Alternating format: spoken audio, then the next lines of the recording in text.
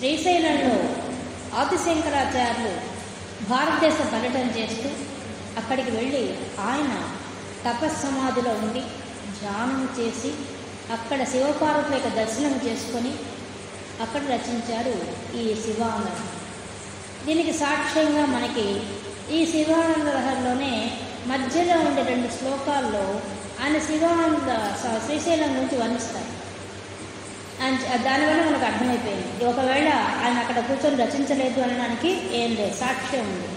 కానీ సౌందర్య లహరికి సాక్ష్యం లేదు, అంటే శ్లోకాలను రాశారు కాబట్టి దీంట్లో సాక్ష్యం ఉంది.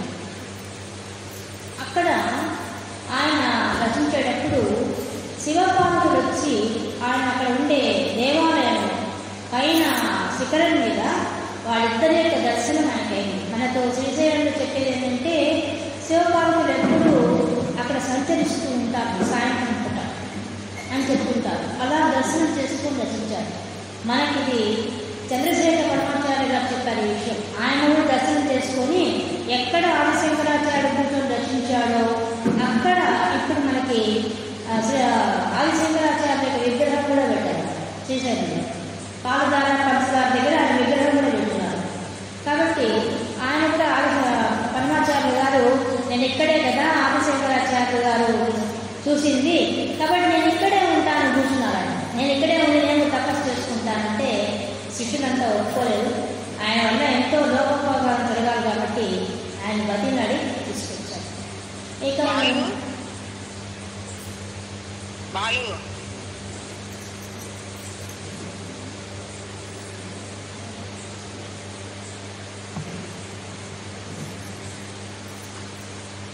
కాబట్టి ఆదిశంకరాచార్య గురించి కొంచెం తెలుసుకొని బాగుంటుంది.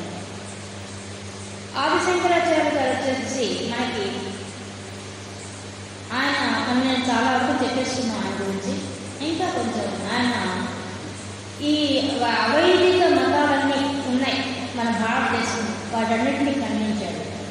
ఇక మనం చూస్తే ఆదిశంకరాచార్యకి భగవత్పాదులు అనే పేరు. అదెలా ఉంది? భగవత్పాదులు ఏంటి అంటే భగవంతుడిని ఆయన పట్టుకున్నాడు. మనం ఆయన తెలుసుకుంటే మనం కూడా భగవంతుడిని పట్టుకునే స్థితి మనకి ఇస్తాడు, ఆ అనుగ్రహం ఇస్తాడు ఆ గురువుగా. అంతేకాక ఆదిశంకరాచార్యకి జగద్గురువు అంటే అదేంటంటే జగత్కంతా గురువు అంటే ఎవరు ఒప్పుకుంటారు? విదేశంతో ఒప్పుకుంటారా? మన భారతదేశంలో అంటే ఒప్పుకుంటాం, విదేశంలో ఎందుకు ఒప్పుకుంటారు మా గురువు అంటే అని ఎందుకు చెప్తున్నారు? గీతాచార్యుడైన కృష్ణ పరమాత్మ కూడా జగద్గురువు అని అన్నారు. ఎందుకన్నారు అలాగా అంటే వాళ్ళలో ఉండే విషయం ఏంటంటే సర్వకాల సర్వావస్థలలో కూడా అందరికీ పనికొచ్చే విషయాన్ని వాళ్ళు మానవులకు అందించారు. అంటే ఏ ప్రాంతంలో ఉన్న మానవుడైనా సరే అనుసరించదగ్గ విషయాన్ని వాళ్ళు చెప్పారన్నమాట. అందుకని వాళ్ళని జగద్గురు అన్నారు. ఇప్పుడు మనం అంటే ఈ దేశంలో ఉన్నాం, ఇక్కడ ఉన్నాం, ఉంటున్నాం అనుకుంటున్నాం. కానీ ఎవడైనా సరే విదేశస్తులు చదివితే ఈ సౌందర్య గారి శివానందరు కానీ వాడికి కూడా జ్ఞానం వస్తుంది. ఎవరు చదివినా సర్వమానవాడికి సరిపోయే రకంగా రచించారు భగవద్గీత కానీ ఈ శివానంద గారి సౌందర్య గారు కానీ ఏమైనా కానీ ఆయన రచించిన స్తోత్రం. ఆదిశంకరాచార్య రచించిన స్తోత్రం ఉంటుంది. ప్రతి దేవుడి మీద స్తోత్రం రచించారు. ఆయన వస్తుంటే ఏ గుడిలో పోతుంటే ఆ గుడిలో ఉండే విగ్రహము ఆయన అలంకరించుకున్న పూలు కింద పడేది. వచ్చావా నా భక్తుడు వచ్చాడని ఆనందంతో విగ్రహమే పులకించిపోయేది. అంటే అంత గొప్ప స్థాయిలో ఉన్నాడు శంకరాచార్య. కాబట్టి వాళ్ళ స్థాయి అది. అందుకని వాళ్ళ జగత్తుడు.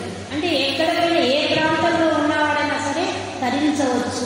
ఆయన రచించిన స్తోత్రాలు కానీ ఆయన రచించిన అంత గొప్ప విషయం. భగవద్గీతకు భాష్యం రచించింది ఆదిశంకరాచార్య. ఆయన రచించకపోయింటే భగవద్గీత ఎవరికి అర్థమయ్యేదే కాదు. అంటే అంత బాగా భాష రచించారు. ఇప్పుడు విష్ణు సహస్రం మనం చదువుతున్నాం, దానికి భాష్యం రచించింది ఆదిశంకరాచార్య. రచించకపోతే మనకు అర్థం తెలిసేదే కాదు. అక్కడికి కూడా చాలా కష్టం. విష్ణు సహస్రం అర్థం తెలుసుకోవడం చాలా కష్టం. ఎందుకు? ఒకే పదం 4-5 దగ్గర వస్తుంది. ఒక దగ్గర చెప్పిన అర్థానికి ఇంకో దగ్గర చెప్పే అర్థానికి చాలా తేడా ఉంది. రిపిటేషన్ ఉంది అక్షరాలు, పదాలు. అటువంటి వాటిని కూడా ఆయన పరిశోధించి ఎందుకు ఇక్కడ ఎలా చెప్పారు ఈ పదాలు అని ఆ పదాలలో అంతరార్థం చెప్పాడు. ఎంత గొప్ప విషయం ఇవ్వండి. ఆదిశంకరాచార్య చెప్పకపోతే ఇప్పుడు విశ్వదాసం అందరూ పారాయణ చేస్తున్నారు, కానీ ఎవరికి అర్థం తెలియదు. అర్థం చేసుకోవాలంటే నువ్వు ఖచ్చితంగా శంకరాచార్య యొక్క భాష చదవాల్సిందే, వేరే దారి లేదు. ఆయన చరిత్ర మనకు అర్థమవుతుంది. కానీ ఆయన రచించిన తర్వాత ఇప్పుడు అందరూ ఏ వైష్ణవులు కానీ వాళ్ళు తగినట్టుగా వాళ్ళు రచించుకుంటున్నారు. చాలా మంది రాస్తున్నారు భాషలు. కానీ మెయిన్ బేస్ ఎవరంటే ఆదిశంకరాచార్య. ఎవరికి అర్థమయ్యేది కొడుకుడు పడే విషయం కాదు విష్ణు సహస్రనామం. అదే లలితా సహస్రనామం కూడా అంతే.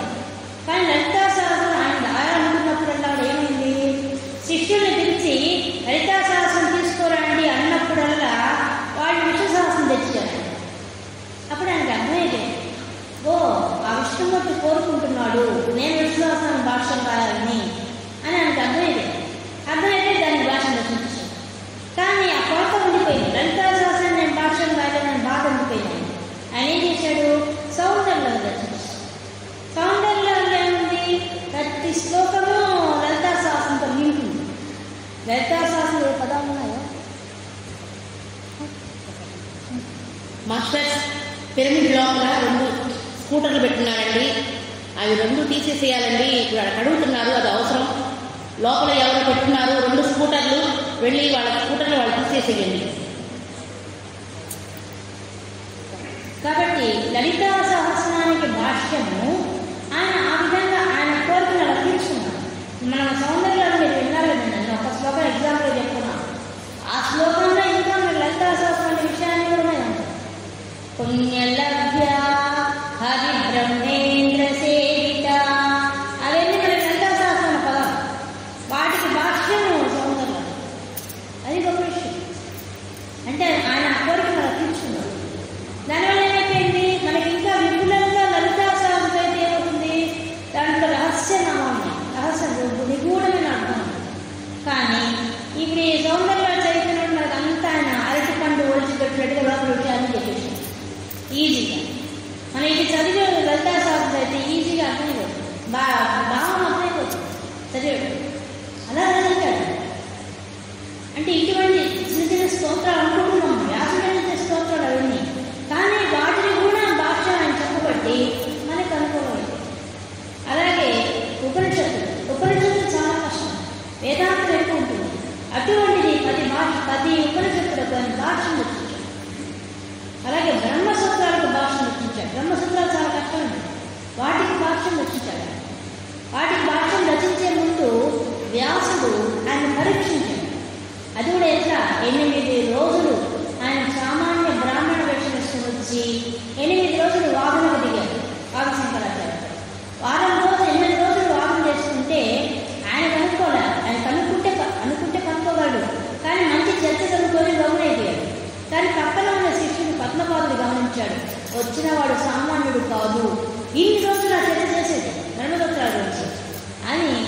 ఆయనకు వచ్చి చెప్తాడు. అదే ఆదిశంకరాచార్యులకి వచ్చిన వాడు సామాన్యుడుగా లేదు, మామూలు బ్రాహ్మణుడు కాదు అని చెప్తాడు. వెంటనే దివ్య దృష్టి చూడంగానే ఎదురుగా వ్యాస మహర్షి కనిపిస్తాడు. ఆదిశంకరాచార్యుడు బ్రాహ్మణ యోగి కదా ఆయన. వెంటనే కనిపెట్టేస్తాడు ఎదురుగా వచ్చిన వాడు వ్యాస మహర్షి అని చెప్పి. అప్పుడు లేచి నమస్కరించి, మీ ఎంతటి వాడిని వచ్చి బ్రహ్మసూత్రాల గురించి నా దగ్గర చెప్పించుకుంటున్నారా, మీరు రచించింది మీరు చెప్పించుకుంటున్నారా అంటే, అవును నేను చెప్పిందే, కానీ నీకు ఏం అర్థమైంది, భాష్యం రాయాలంటే నీకు దాని అర్థం తెలియాలి, ఆ అర్థం తెలుసుకునే కెపాసిటీ నీకు ఉందని టెస్ట్ నాకు చెప్తాడు. అప్పుడు ఆయన ఆనందంతో వ్యాసుడు వాడిని అనుగ్రహించి చెప్తాడు, నీకు అర్హత ఉంది బ్రహ్మసూత్రాలు రాయడం, భాష్యం రాయడానికి, రచించు అని చెప్పేసి వెళ్ళిపోతాడు. అప్పుడు ఆయన కూర్చొని బ్రహ్మసూత్రాలు రచిస్తాడు. బ్రహ్మసూత్రాలు, భగవద్గీత, ఉపనిషత్తులు వీటన్నింటి ప్రస్థానత్రయం అంటారు. చాలా కష్టం వీటికి భాష్యం రాయడం. ఇప్పుడు మనం సులభంగా భగవద్గీత చెప్పేసుకుంటున్నాం, నేను ఎలా చెప్పుకుంటున్నాం? ఆదిశంకరాచార్యుడు ఇచ్చిన భిక్ష వేశాడు మనం అది చదువుకోవాలి. ఆయన చెప్పబోతే ఒకే అర్థం భగవద్గీత లోతైన అర్థం కూడా చెప్పాడు. దానికి ప్రతి శ్లోకానికి ఏమైనా అర్థం చెప్పేశాడు. కాబట్టి ఈ విధంగా ఆయన జీవితంలో ఇంత గొప్ప విజయాలు సాధించారు. ఇంతేకాకుండా తన 4 శిష్యులను పెట్టి 4 పీఠాలను పెట్టి 4 దిక్కుల్లో శ్రీ విద్య అనే దాన్ని ప్రచారం చేశారు. అంత గొప్ప ఇది చేశారు. ఇంకా ప్రభాకర్ అనే ఒక బ్రాహ్మణ కుటుంబంలో వాడికి ఒక పిల్లవాడు పుట్టాడు. ఆ పిల్లవాడు పుట్టినప్పటి నుంచి మాట్లాడడం, ఏడవడు ఏమీ లేదు. వాడికి దిగులు అయిపోతుంది. బిడ్డ కనీసం నవ్వడము, ఏడవ ఏదో చేయాలి కదా. పాలు తాగిస్తే తాగుతాడు, లేకపోతే లేదు. పెడితే తింటాడు, లేకపోతే లేదు, అలా ఉంటాడు. అప్పుడు వాడికి దిగులైపో తల్లిదండ్రులు చాలా దిగులు వచ్చేస్తుంది. ఏమన్నా ఉపనయనం చేస్తే బాగుపడతాడేమో అని చెప్పి ఉపనయనం కూడా చేస్తాడు. శుద్ధిగా కూర్చొని సంజ్ఞావనం చేస్తాడు, కానీ కుయ్యి కుయ్యని పలకడు అమ్మ. ఇంకా తల్లిదండ్రులు చాలా దూరం పోతారు దాని గురించి. ఆ సమయంలో ఆదిశంకరాచార్యుడు దేశ పర్యటన చేస్తూ ఆ గ్రామానికి వస్తాడు. అప్పుడు ఈ ప్రభాకర శర్మ పోయి ఆ పిల్లవాడిని తీసుకెళ్ళి ఆయన పాదాలకు నమస్కరింపజేసి అప్పుడు చెప్తాడు తండ్రి తన బాధంతా. ఈ పిల్లవాడితో మనకు చాలా కష్టంగా ఉంది. ఒక పుట్టినప్పటి నుంచి ఇప్పటిదాకా ఏడుపు లేదు, నవ్వు లేదు, మాట లేదు, ఏమీ లేదు. ఏంటి అబ్బాయి నాకు అనుగ్రహించండి అంటే ఆయన ఒక్కసారి చూస్తాడు. అప్పుడు ఆయన అడుగుతాడు, ఎవరు నువ్వు అని అడుగుతాడు. వెంటనే ఆ పిల్లవాడు, నేను శరీరం కాదు, నేను మనసు కాదు, నేను బుద్ధి కాదు అని వెంటనే వేదాంతం చెప్పేస్తాడు. అప్పుడు చెప్తాడు, ఇతడు జ్ఞాని, ఇతడు మామూలు వ్యక్తి కాదు.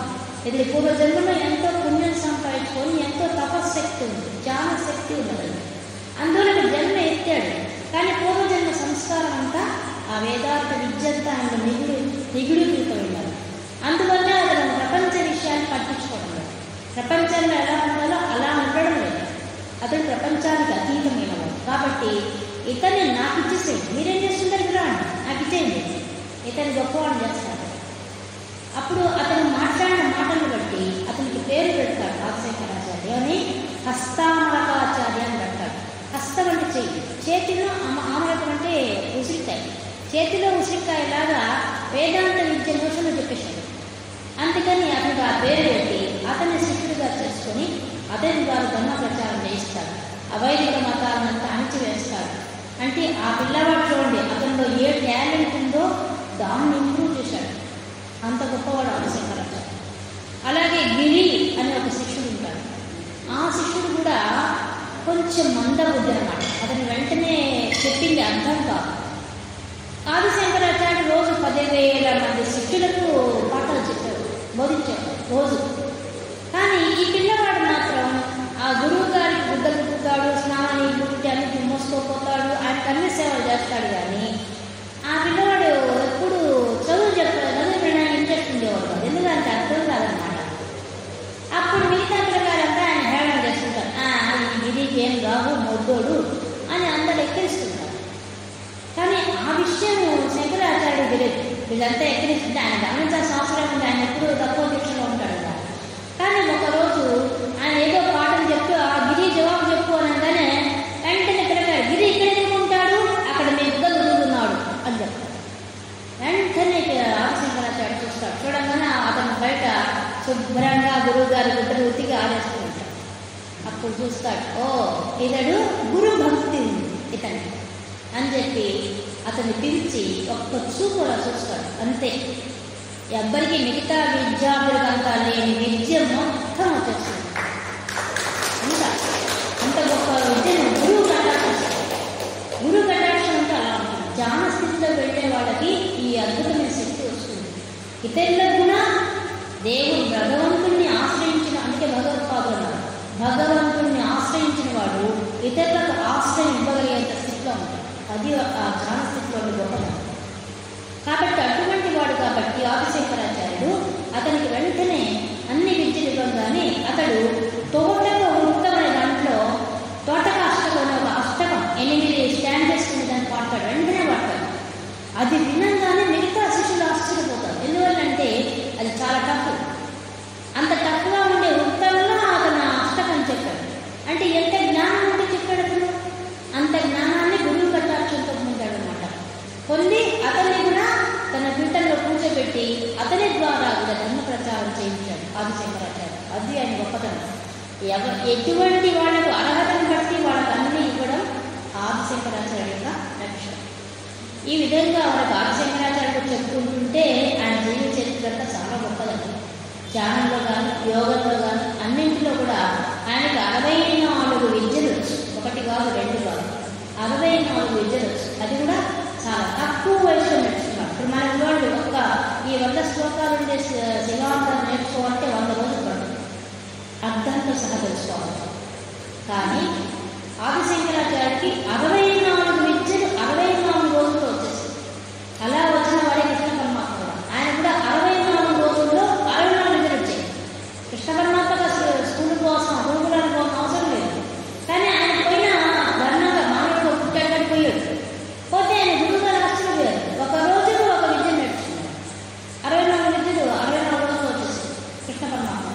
అలాగే ఆదిశంకరాచార్య అన్నీ వచ్చేసాయి. వచ్చింది కాదు, వచ్చిన దాన్ని అందరికీ చెప్పడం చాలా గొప్ప. కొంతమంది ఉంటారు చాలా విద్య నేర్చుకున్నారు, వారికి ఆయన వాళ్ళలోనే ర్యాంక్స్ పెట్టుకుంటూ ఉంటారు. కానీ ఆదిశంకరాచార్య అలా కాదు. ప్రతి ఒక్కరి దగ్గరికి వెళ్ళి ప్రతి ఒక్కరితో వాదించి వాళ్ళని మెప్పించి చెప్పారు.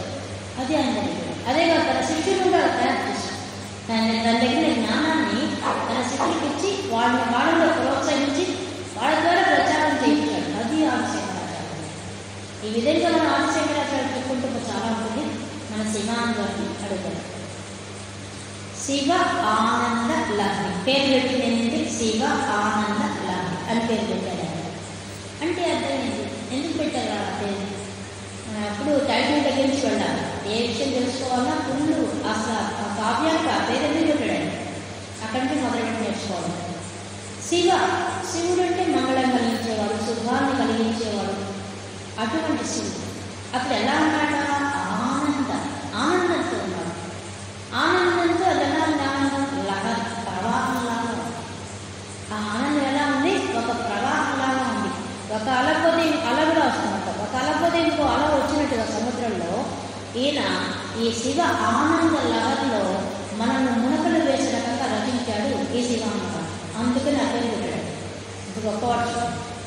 మరి ఆనందం అంటే ఏంటండి? అసలు ఏంటి ఆనందం? మనం కూడా ఆనందంగా ఉన్నాగా, మనం కూడా జీవిస్తున్నాగా, మన జీవితంలో కూడా ఆనందం ఉందిగా. ఆనందం లేకపోతే ఏమన్నా మనం నాడు జీవితం గడిపావా? అదే నా స్పెషల్గా ఆనందం చెప్పేది. అంటే నిజంగా మన జీవితాన్ని మనం చూసుకున్నామండి, ఏది మనకు సంపూర్ణమైన ఆనందం ఏదో మనం అన్నీ సంతోషాలు ఆనందాలు కాదు. ఇప్పుడు ఒక బిడ్డ పుట్టాడు, ఆ బిడ్డని పెంచుతున్నాం, ఆ పుట్టినట్టు చాలా సంతోషం ఆనందంగా సంతోషం. అది ఎంతకాలం ఉంటుంది? ఆ పాల బుబ్బులు పోయేంత వరకే.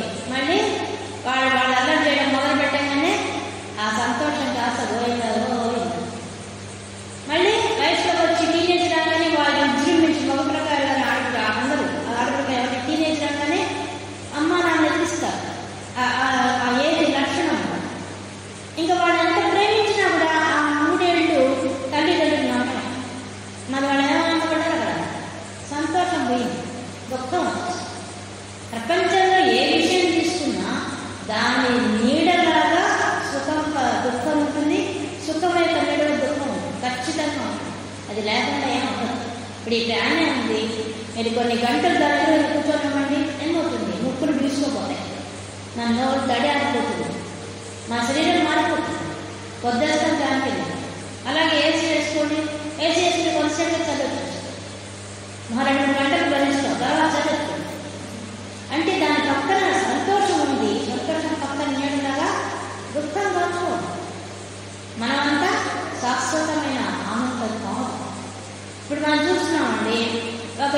స్నేహితుడు అనుకోండి, ఒక స్నేహితుడు ఇంకో స్నేహితుడితో స్నేహం ఎంతకాలం చేస్తాడు?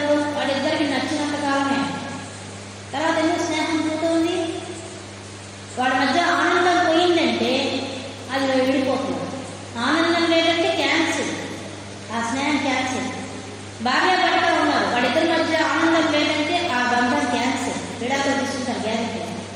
తల్లి బిడ్డే ఉన్నారు, తల్లి బిడ్డ ప్రేమ అపురూపమైంది, కానీ దాంట్లో కూడా నీకు ఆనందం లేకపోతే ఆ బంధం క్యాన్సిల్. ఏ బంధమైనా, బంధువు కానీ ఎవరైనా ఆనందం లేదు అంటే ఆ బంధం క్యాన్సిల్. ఎందుకంటే మనం ఆనందాన్ని కోరుకుంటున్నాం. మనం మానవుడిగా పుట్టింది ఆనందం కోసం పుట్టాం. ఇంకేం లేదు, దేనికోసం పుట్టినాం? మన టార్గెట్ అంతా ఆనందం. ఆనందం కోసం పెళ్లి చేసుకుంటున్నాం, ఆనందంగా సంసారం చేస్తున్నాం, ఆనందం కోసం ఇల్లు కట్టుకుంటున్నాం, ఆనందం కోసమే మనం సంపాదిస్తున్నాం. అదే లేకపోతే ఇంక జీవితం ప్రతి సంబంధం దాంతో లింక్ ఉంది ఇన్నర్గా, కానీ అందరికి తెలియడం ఆ విషయం. ఆ ఆనందాన్ని నువ్వే సృష్టించుకోగలిగితే, నీ మనసులో నువ్వే సృష్టించుకోగలిగితే బయట వాటి సంబంధం. బయట వాటితో ఆనందం ఎంతసేపు ఉంటుంది? కొంతసేపే. ఎంత ఫ్రెండ్షిప్ అయినా నీ అవసరాలు వచ్చేసరికి వాడి పక్కన పెట్టేస్తావు. నీకు అనుకూలంగా నీ మూడ్ బాగున్నప్పుడు వస్తే బాగా మాట్లాడతావు, నీ మూడ్ బాగాలేస్తే మడి రా మడి కలు అని ఫోన్ చేస్తావు. ఎందుకు చేస్తున్నావు? ఆ ఆనందం మన దగ్గర ఉంది, కానీ ఆనందం మన దగ్గర విషయం మనకు తెలియడం లేదు. ఎందుకు తెలియడం లేదు? తెలుసుకోవడం కోసం వచ్చింది ఆ జ్ఞానం అనే ప్రక్రియ. నీలోనే ఆనందం ఉంది. ఆ ఆనందం ఎక్కడ చూస్తుంది? ఆ శివుడి దగ్గర చూస్తుంది. ఆ శివుడు అంటే ఎవరు? పరబ్రహ్మ, పరమాత్మ, ఆయనే భగవంతుడు. ఆ భగవంతుడి నుంచి నీకు ఆనందం వస్తుంది. ఇంకెక్కడ ఆనందం లేదు. నువ్వు దిగిటి పెట్టి వెతికినా బయట ఆనందాలన్నీ కూడా తాత్కాలికం. నీలో ఉన్న ఆనందం దాని నుంచి నువ్వు దాన్ని సంపాదించడం చాలా చాలా కష్టం. ఎందువల్ల? మనలో ఆనందం మనం తెలిస్తే అది చెప్పేవాడు. అందుకే నేను పత్రిక గారు ఏం పెడతారు? ధ్యానం, జ్ఞానం పెడతారు. జ్ఞానం వెంటనే పెడతాడు. ఎందుకు? జ్ఞానం ఉన్నవాడికే ధ్యానం చేయగల శక్తి వస్తుంది. ఇప్పుడు మీకు ఎందుకు ఇప్పుడు ధ్యానం చేసుకొని చెప్పి పెట్టుకోమని చెప్తుంది కదా? ఎందుకు శివాన్ గారు ఏమని చెప్తున్నారు? జ్ఞానం వస్తే ధ్యానం ఆటోమేటిక్గా నిలబడదు. ఇప్పుడు మీరు ఇంతసేపు వింటున్నారు, కాన్సన్ట్రేట్ చేసి వింటున్నారు, అప్పుడు ధ్యానం చేసినట్టే లెక్క. మీరు గంట సేపు ధ్యానం చేసినా అది దాంట్లో ధ్యానం ఫలితం ఏమొస్తుందో వింటుంటే అదే ఫలితం వస్తుంది.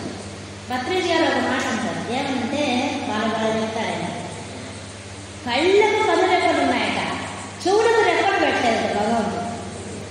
వీళ్ళు చెప్పాడు ఆయన, చెవులకు రెక్కలు లేదట. రెక్కలు అంటే అవి వీళ్ళకూడదు ఇవి వీళ్ళకూడదు చెప్పి చెవులు మూసుకొని ఉండేవాళ్ళ కదా, మనం కళ్ళు మూసుకున్నట్టుగా. అది లేదంట. భలే అది ఎంత సాకర్షించింది అసలు. చెవులకు కూడా అవి రెక్కలు ఉంటే మనం ఎప్పుడు కాకుండా అది మూసుకొని ఉండేవాళ్ళం కదా హాయిగా. దయవల్ల ఏమైపోయింది? ప్రతి శబ్దం మన చెవులో చెడు చెప్పినా పోతుంది, మంచి చెప్పినా పోతుంది. దానికి ఆయన పరిష్కారం కూడా చెప్పేసాడు భక్తి గారు. ఏం చెప్పారు? ఆయన సంగీతం అంటే ఇష్టం కాబట్టి మీరు ఉదయం సంగీతంలో వినండి, గీత అంతా వినపాకండి, చెవుడు మాట వినపాకండి అని ఆయన సలహా ఇచ్చాడు. రెమెడీ కూడా చెప్పేశాడు. సమస్య చెప్పాడు, దానికి రెమెడీ కూడా చెప్పాడు. అది గ్రేట్. అందుకే వాడు గురువు. అంటే ఎక్కడ సమస్య ఉందో గుర్తించడం కాదు, దాని పరిష్కారంగా ఆయన చెప్పేశాడంటే ఆయన గురు స్థాయిలో ఉన్నత స్థాయిలో ఉన్నాడు. అదనమాట. అలాగా మనం చెవులు వింటున్నాయి అన్ని చెప్పడం మాట్లాడే మంచి వినమంటే కదా. ఇప్పుడు మన సెల్ ఫోన్స్ వచ్చాయండి, సెల్ ఫోన్స్ మంచి వెళ్తుంది వస్తున్నా, చెడు వెళ్తుంది వస్తున్నాం. మంచి ఉంది, చెడు ఉంది. సెల్ ఫోన్ సినిమా చూస్తున్నాం, చెడు సినిమా ఉన్నాయి, మంచి సినిమా ఉన్నాయి. నువ్వేది చూస్తావు, నువ్వే సెలెక్ట్ చేసుకుంటావు. ఇప్పుడు అన్నీ ఒకసారి అడిగారు, మీరు ఇట్లాంటి చెక్క సినిమాలు చూడబట్టాక జనం అంతా చెడిపోతున్నారు అని అడిగారు. ఆయన నించలేదు. ఆయన ఒకటే మాట చెప్పాడు, నిన్నెవరు చూడమన్నారు? నేను చెప్పాను, మేము రెండు చేస్తున్నాం, మంచి చేస్తున్నాం, చెడు చేస్తున్నాం. నువ్వు మంచి స్వీకరించు, నువ్వేనా చెడు చూస్తున్నావు? మా వ్యాపారం అది, మా డబ్బు అది. అసలు మీరు అడిగితేనే మేము తీసుకున్నాం ఆ సినిమా అని ఆయన ఆమె టక్కటక్క దిగేసి. అంటే ఏంటి? నీకు వచ్చిన ఏ అవకాశాన్ని కూడా నువ్వు మంచిగా మార్చుకోవాలి. నీ చేతిలో ఉంది ఆయుధం, నీ చేతిలో. మంచిగా మార్చుకుంటే నువ్వు గొప్పవాడైపోతావు. ఈ జన్మ తరించుకోవచ్చు, ఆనంద స్థితికి వెళ్ళిపోవచ్చు. మరి ఆనంద స్థితికి వెళ్ళి తీసుకెళ్ళేది ఏది? ధ్యానమే తీసుకెళ్ళి. ధ్యానానికి జ్ఞానం తోడైతే ఇంకా స్వల్పగా వెళ్ళిపోతాం. ఎలా వెళ్తాం? ఎందుకు అంటే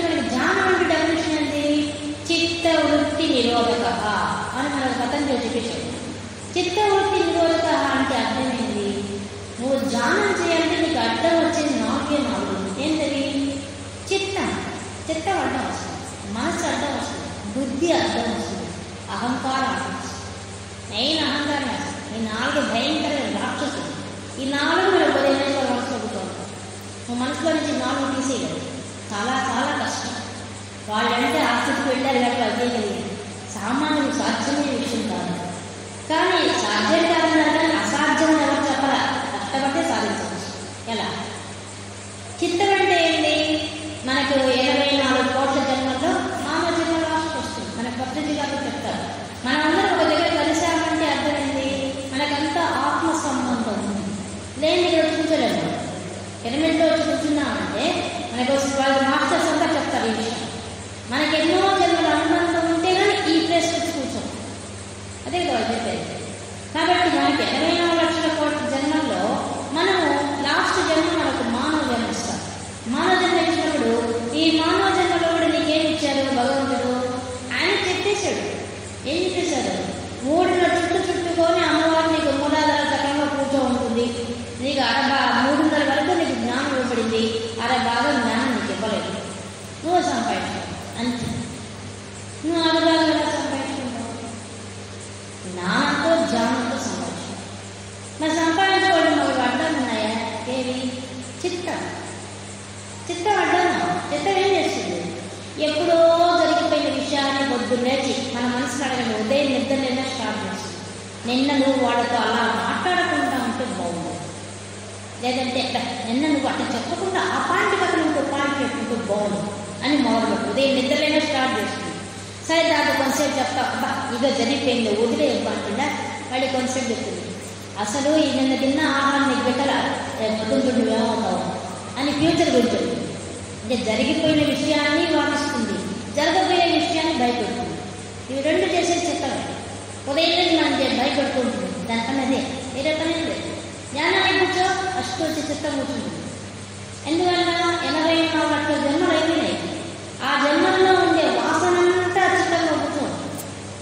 మనం పిల్లిగా, నక్కగా, కుక్కగా, పులిగా, పిల్లిగా, సింహంగా అన్ని జన్మలు ఎత్తేసే ఉంటాం. లాస్ట్లోనే మనం చెప్తాం. కానీ ఆ సంస్కారం అంతా మనకి వాసన రూపంలో చిత్తంలో కూర్చోండి. అప్పుడేం చేస్తుంది? ఆ చిత్తం గుర్తు చేస్తుంది. ఆ పిల్లిలాగా వాసన ఉండడం, ఆ కుక్కలాగా విశ్వాసం కలిగి ఉండడం, అవన్నీ కూడా మనం ప్రకటిస్తాం. చూడండి, ఒక్కోసారి ఒక్కో రకంగా మనం ప్రవర్తిస్తుంటాం. ఆ ప్రవర్తన అంతా ఏంటి? గత జన్మల యొక్క వాసన. అది చిత్తం. ఆ చిత్తంలో అన్ని కూర్చో ఉంటాం. మనం అది తీసేయడం ఎట్లా? చేయడం కష్టం. జ్ఞానానికి ఫస్ట్ అర్థం వచ్చే చిత్తమే. నెక్స్ట్ మనసు ఏం చేస్తుంది? ఇప్పుడు సంకల్పం చేస్తుంది, నెక్స్ట్ వికల్పం చేస్తుంది. ఇప్పుడు ఈ పని చేయమని చెప్తుంది. ఇంకొన్ని పని ఉదయం ఎందుకు అర్థమే అవసరమా నీకు అన్నదే చెప్తుంది. ఇప్పుడే చెప్తుంది చేయమని. పరిస్థితుల్లో వద్దులేదు. మనసు చెప్పినట్టుగా మనం వింటాం. కానీ చూడండి, మనకు చెడపండి పదార్థం పెట్టుకుంటారు. మనసు ఏం చెప్ప ఒక్క వింటే ఏం కాదు అది అని మనసు అది చెప్పింది. మన మనసు అక్షరాల పాటిస్తాం. ఎందువల్ల మనసు కదా అది చెప్పినట్టు పెడతాం. కొంతసేపు చెప్పింది అసలు నేను చెప్పినా ఉన్నాను వద్దంటే తిన్నాం, అందుకే రోగం వచ్చి అదే చెప్పింది. అదే కదా తిన్నామని చెప్పింది, మళ్ళీ అదే వద్దని చెప్పింది. 2 అది చిత్రంగా లేదు. మళ్ళీ మనకు బుద్ధి, అసలైంది బుద్ధి. ఆ బుద్ధి ఏం చెప్తుంది? అది ఖచ్చితంగా చెప్తుంది. ఇది చేయొచ్చు, ఇది చేయకూడదు అని మనకు చెప్తుంది. అది ఒక్కడే చెప్తుంది. తర్వాత అహంకారం, నేను బాగా ధ్యానం చేస్తున్నాను, నాలాగా ఎవరు చేయదు, వాళ్ళు చెప్పింది నాకు నచ్చలేదు అంటే ఆ నేను అహంకారం కూర్చొని మనల్ని ఆడుకుంటూ ఉంటుంది. ఈ 4 కలిసి మాయ. ఈ మాయలో ఎప్పుడూ మునిగిపోయింది. ఇదే ధ్యానానికి అడ్డం వచ్చేవి ఈ 4 మనం. అందుకని ఆ 4 జయించాలంటే అసలు 4 నేను వదిలిస్తుంది. మనం అనుభవిస్తున్నాం. 4 వద్దన్నా కావాలా రోజు అనుభవించాల్సిందే, ప్రతి క్షణం అనుభవించాల్సిందే. కానీ నీకు తెలిస్తే కదా ఆ విషయము, ఈ 4 మాలో ఉన్నాయని, ఇవి ఆడుకుంటున్నాయని, మన జీవితాన్ని శాసిస్తున్నాయని మనకు ఎవరికైనా తెలుసా?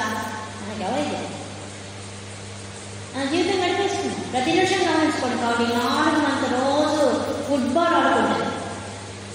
నిజంగా ఈ 4 పక్కన చేసి డస్ట్బిన్లో పడేసామంటే హ్యాపీగా ఉంటాం. మనం ఎప్పుడూ ఆనందంగానే ఉంటాం.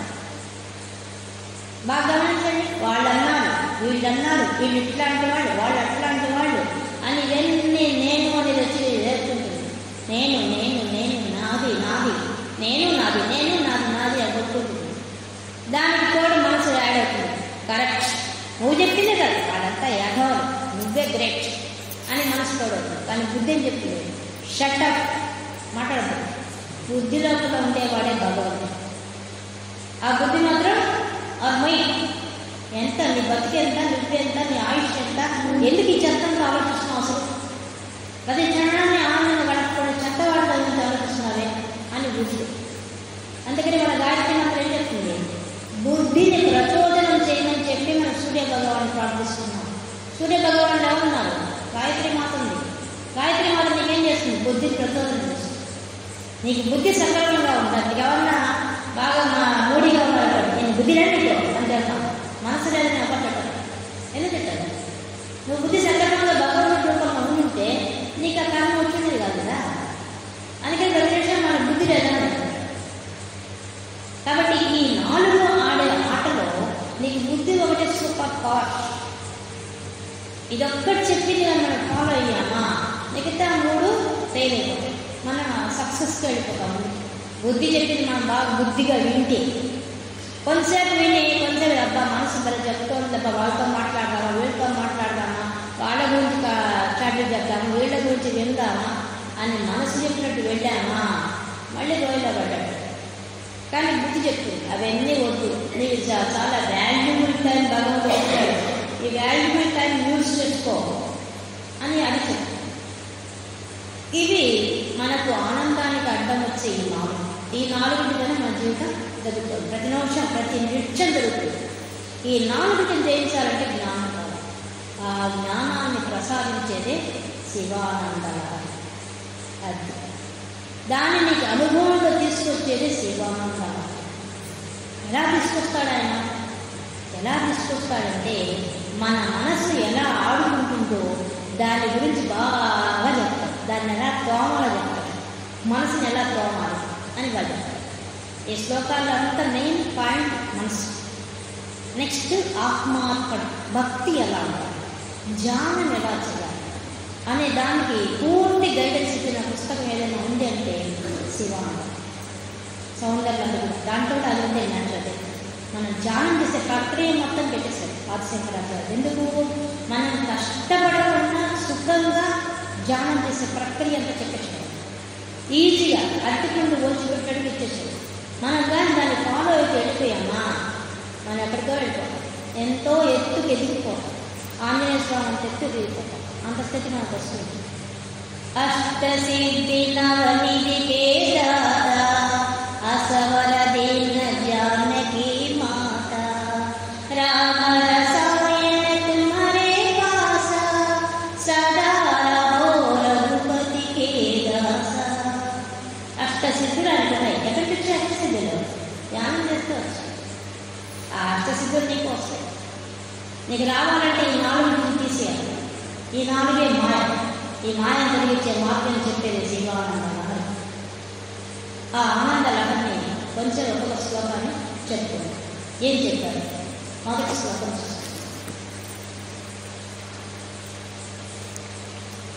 మనము సౌందర్యాలు కానీ శివానందం కానీ దీంట్లో గొప్ప విషయం ఏంటంటే, ముఖ్యమైన విషయం మనం చదువుతుంటే ప్రతి శ్లోకాన్ని ఆయన ఎలా రచించారంటే నువ్వే భావించి, నువ్వే రచించి, నువ్వే ఆ భగవంతుడు ప్రార్థిస్తున్నట్టుగా రచించాడు శ్లోకాలు. రచించిందేమో ఆయన, కానీ ఒక శ్లోకాన్ని నువ్వు చదివితే నీకేం ఫీలింగ్ వస్తుంది? నువ్వే ఈ శ్లోకాన్ని రచించి, నువ్వే దీని భావంతో సహా చెప్పి ఆ భగవంతుడిని ప్రార్థిస్తున్నట్టుగా వెళ్ళాడు. అది ఆయన టెక్నిక్. అద్భుతమైన విషయం. ఇంకోటి, భగవంతుడితో ఆయన మాట్లాడతాడు, అమ్మవారితో సౌందర్యంలో మాట్లాడతాడు, అద్భుతంగా ప్రతి శ్లోకంలో మాట్లాడతాడు. మనం కూడా మనం చదువుతుంటే మనం కూడా అమ్మవారి దగ్గర కూర్చొని అయ్యవారి దగ్గర కూర్చొని మాట్లాడుతున్నట్టుగా కనిపిస్తుంది. ఆదిశంకరాచార్య రచన అద్భుతమైన రచన. ఇది ఎవరు చెయ్యదు. ఇప్పుడు స్తోత్రాలు ఎన్నో రచించాడు. ప్రతి దేవుడి మీద స్తోత్రం రచించాడు. నువ్వు ఏ స్తోత్రం చదువు, నువ్వే ఆ స్తోత్రం రచించి నువ్వే పాడినట్లే. ఆయన రచించిందే ఆయన, ఆ క్రెడిట్ ఆయన తీసుకోలేదు, మనకిచ్చేసి ఆ స్వతంత్రత మనకి ఇచ్చేసి. ఇంత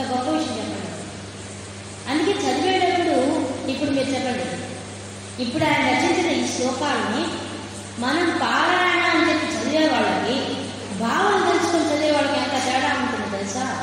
ఇప్పుడు పారాయణ చేస్తున్నారు, ఎలా చేస్తున్నారు? శ్లోకాలు చదువుకుంటూ పోతున్నారు. అంటే ఎదురుగా ఒక లడ్డు పెడితే లడ్డు లడ్డు లడ్డు లడ్డు లడ్డు అని చదువుతున్నారు.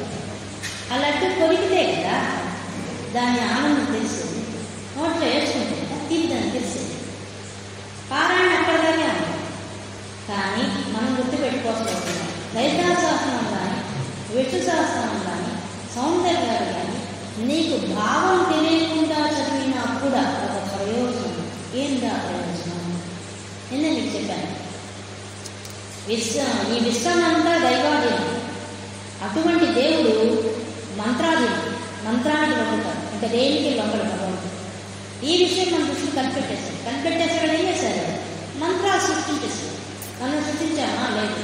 వేదాల రూపంలో భగవంతుడు తెచ్చిచ్చాడు. నేను మీకు దీంతో పిలవండి. ఇప్పుడు మనం ఎట్లా ఫోన్ చేసుకుంటే ఫోన్ నెంబర్ ఇస్తే ఎట్లా మనం ఫోన్ చేసుకుంటున్నామో అలాగే మంత్రాల రూపంలో ఆయన ఇచ్చేసాడు. భగవంతుడే తీసుకొచ్చి వేదాలు ఇచ్చేసాడు. వేదాల్లో మంత్రం ఉంటుంది. ఆ మంత్రం ద్వారా నువ్వు పిలిచావనుకో పలుకుతాడు. అది దాని భావం నీకు తెలుసా తెలియదా అనవసరం.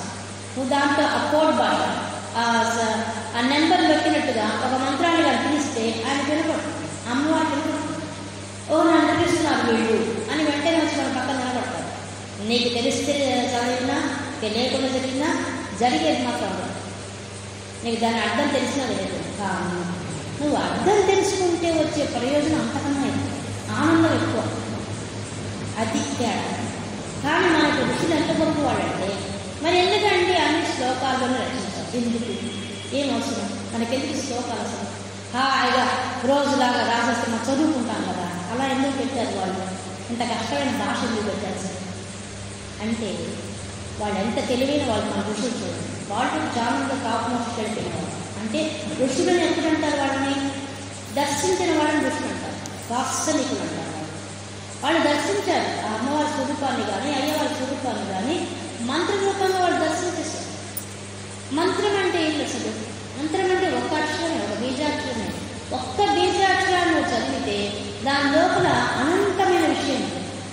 విషయం ఇంత పెద్దది, కానీ దాన్ని ఒక్క అక్షరంలో చెప్పగలరు. అది వేదంలో ఉండే స్పెషల్. వేదంలో కాదు, లలితా సహస్రంలో కాదు. ఒక చిన్న పదం శ్రీమాత్రే నమః, శ్రీమాత మాత అని 3 అక్షరాలు వాడు ఇచ్చింది. కానీ ఆ మాటను విడగొట్టు శ్రీ మాత విడగొట్టు, దానికి ఎంత అర్థం వస్తుందో. వాళ్ళు ఇచ్చింది చిన్న పదం, కానీ దానికి అర్థం అనంతంగా ఉంది. అంత నాలెడ్జ్ ఉంది మన దృష్టిలో. మన వేదాల్లో అంత విజ్ఞానం ఉంది. ఆ విజ్ఞానాన్ని కలిపి శ్లోకాల్లో ఇచ్చాం. ఇక్కడ ఈ శ్లోకంలో మీకు ఒక శ్లోకం నేను మీకు చెప్పాను, గంట పైన పడితే లేదా అంటే అనంతంగా ఉండే విషయాన్ని చిన్న దాంట్లో కుదించి పెట్టేసి. ఇప్పుడు ఎట్లా అంటే పాస్వర్డ్ మనకి ఇస్తున్న పాస్వర్డ్ ఉండదు, అలా పెట్టేశారు. కంప్యూటర్లో అలా చెప్తుంది. అంత నాలెడ్జ్ ఉంది మన విషయం. అందువల్ల శ్లోకాలు చెప్పారు విషయం. ఇప్పుడు ఈయన అనంతమైన విషయాన్ని ఒక చిన్న శ్లోకంలో చెప్తున్నాడు, చూద్దాం. శివుడు గురించి చెప్తున్నాడు. మరి ఎవరండి శివుడు గురించి చెప్తున్నాడు. శివుడు అన్నా, విష్ణు అన్నా, కృష్ణుడన్నా, రాముడన్నా, ఏ అమ్మవారన్నా ఎవరైనా ఒకరేనండి. మనకుండేది భగవంతుడు ఒక్కడే. ఒక్క భగవంతుడే మనకుండేది. మిగతా మతాలు వాళ్ళు మనం వెక్కరిస్తుంటారు. నీకు ఎంతమంది దేవుడు ఉన్నారు, లేదు ఉండేది ఒకడే. ఒక్కడే నేను చెప్పేశాను. అన్నింటిలో మన హిందూ ధర్మంలో ప్రతి పుస్తకంలో ప్రతి స్తోత్రం మనకుండే ఒకే విషయం. సెంటర్ పాయింట్ ఒకటే, ఒక్క నేను అనేకం అవుదాం అనుకున్నాడు, అయిపోయాడు. ఇంకేం లేదు అక్కడ. ఒక్కడే ఆయన ఉంది. ఆయన శక్తి లేచి విశ్వంగా మారిపోయింది. అప్పుడు ఒక్కడే కదా ఉన్నాడు. నువ్వు గణపతి రూపంలో పూజించినా ఆయనకే పోతుంది ఆ పూజ. నువ్వు అమ్మవారి రూపంలో పూజించినా ఆయనకే పోతుంది. నువ్వు ఏ రూపంలో పూజించి పూజ పోయేది ఆయన ఒక్కటే. కానీ మనం అనుకుంటున్నాం ఇంతమంది దేవుడు కానీ ఇన్ని రకాలుగా ఉన్నారు. కానీ నువ్వు ఏ రూపంతో తీస్తే ఆ రూపంలో నీకు కనిపిస్తాడు. ఎలా కనిపిస్తాడు అసలు? అదేంటండి అంటే ఏంటి? ఒక్కడే అనేకంగా మారిపోయాడు, విశ్వం అంతా వ్యాపించిపోయింది. ఆయన దేని ప్లేస్ లేదు. మనం అనుకుంటాం ఇది మైకు ఇదని మనం అనుకుంటున్నాం. అదే యోగిల వాడికి దీంట్లో శివుడు కనిపిస్తాడు, ఈ వీటిలో కూడా శివుడు కనిపిస్తాడు. మనకు కనిపించకుండా మనకన్నీ వస్తువుల్లా కనిపిస్తున్నాయి. యోగి అయిన వాడికి ఈ డిగ్రీ శివుడు కనిపిస్తుంది. అన్నింటి ప్రతి అణువు విష్ణు శివుడు కనిపిస్తాడు. ఒక ఋషి తపస్సు చేశాట. తపస్సు లేచి చూస్తే కళ్ళు చూసేసరికి ఎదురుగా ఆయనకు మొత్తం శివలింగాలు ఉన్నాయి. ఎక్కడ కాలు పెట్టాలి ఆయన? ఎక్కడ కాలు పెట్టాలి ఆయన? మొత్తం శివలింగాలు చుట్టూ. అంటే అంత గొప్ప స్థితి ఉంది భగవంతుడు. విశ్వమంతా వ్యాపించిన వాడే భగవంతుడు. ఆయనే శివుడు, ఆయనే పరబ్రహ్మ. ఆ పరబ్రహ్మ గురించి చెప్పేది శివానందం. దీంట్లో మొట్టమొదటి ఎత్తుకోవడమే ఏం చెప్తాను.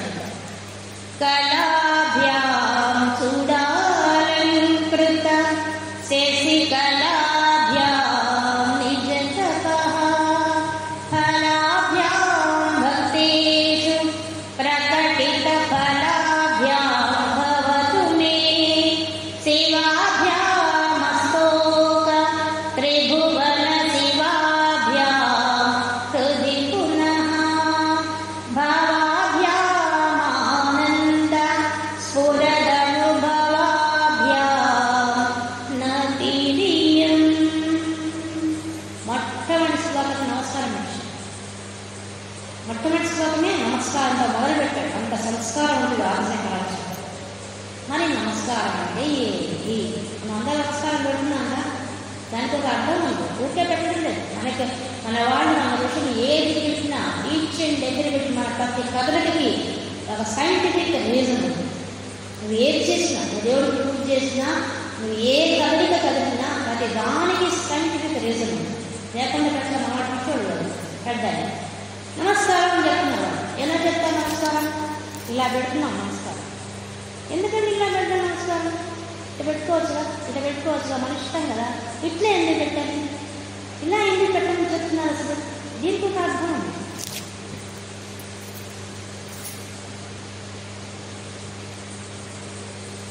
దీనికి ఏమర్థం ఉంది?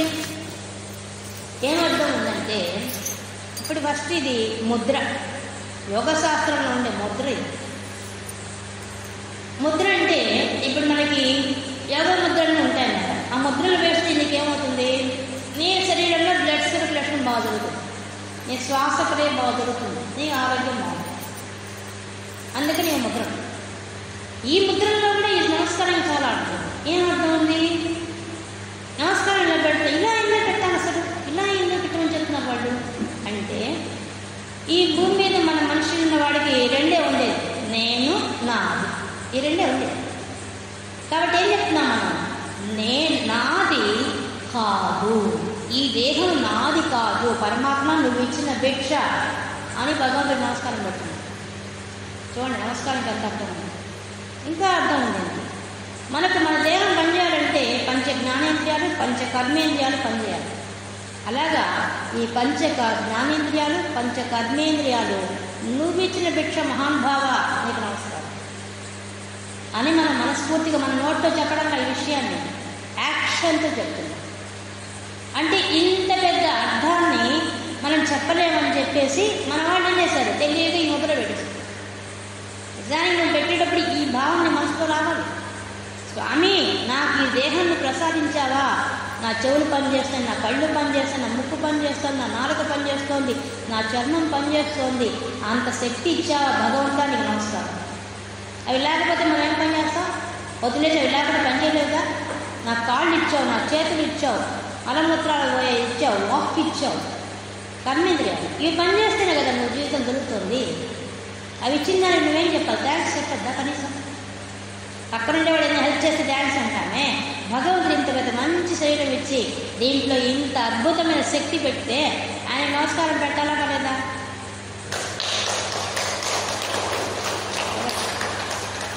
చూడండి ఎంత అర్థం ఉంది. ఒక్క నమస్కారానికి ఎంత అర్థం. ఇది కూడా కనిపెట్టేశారు మన ఋషులు. అయ్యో మన వాడు ఇట్లా చెప్పలేరని చెప్పేసి అందరు నమస్కారం పెట్టేయండి అని నేర్పించేశారు. చూడమ్మా చేతులు దండం పెట్టమ్మా, చేతులు దండం పెట్టమ్మా అని పిల్లగారు చెప్పేస్తుంటాం. ఎందుకు చెప్తున్నాం? మనందరం మనకు తెలిసినా తెలియకుండా చేస్తున్నాం మనం. ఎందుకు? నీకు తెలియకపోవచ్చు, భగవంతుడికి తెలుస్తుంది ఆ విషయం. వాళ్ళు ఋషులు పెట్టిన విషయము భగవంతుడికి తెలుసు, నీకు తెలియకపోవచ్చు. అందుకే తెలిసినా తెలియకుండా ప్రకారం దండం పెట్టమని చెప్పేస్తున్నాం. కానీ ఆ దండంలో ఇంత అర్థం. కాబట్టి మొట్టమొదటి ఏం చెప్తున్నాడు? నతిరియం, ఓ శివా నీకు నమస్కారం. మొట్టమొదటి కూడా నమస్కారం పెట్టడం మొదటి శ్లోకంలోనే. ధ్యానానికి మొట్టమొదటి ఉండాల్సింది వినయం. మనకి భక్తేజీ గారు ఎప్పుడు చెప్తుంటారు. ఆయనకు అన్ని తక్కువ క్రమశిక్షణ తప్పినా మేము చూసేవాళ్ళం కదా అడగలో. ఆయన వచ్చినప్పుడు కానీ ఎవరైనా క్రమశిక్షణ లేక చెప్పులు సరిగ్గా పెట్టకపోయినా ఆహారం ఆరేసిన అంటే అమిత కోపం అలా వచ్చేవాడు. ఇట్లా ఎంజాయ్ చేస్తున్నారు కదా వినయం చాలా అది మొత్తుకొని చెప్పేవాడు. కానీ మొత్తం చాలా మధ్యలో మాట్లాడుతుండేవాడు. మా ఆచార చక్రాన్ని లేనప్పుడు వాడు మధ్య మధ్యలో మాట్లాడతారు. ఆయన చాలా కోపం వచ్చేవాడు. ఆయన స్టేజ్ మీద ఎక్కి మళ్ళీ కలిసేవాడు. మాట్లాడద్దు మీరంతా, ఎందుకు ఇక్కడికి వచ్చారు, మీరు ఏం నేర్చుకున్నారు మా దగ్గర అని అడిగేవాడు.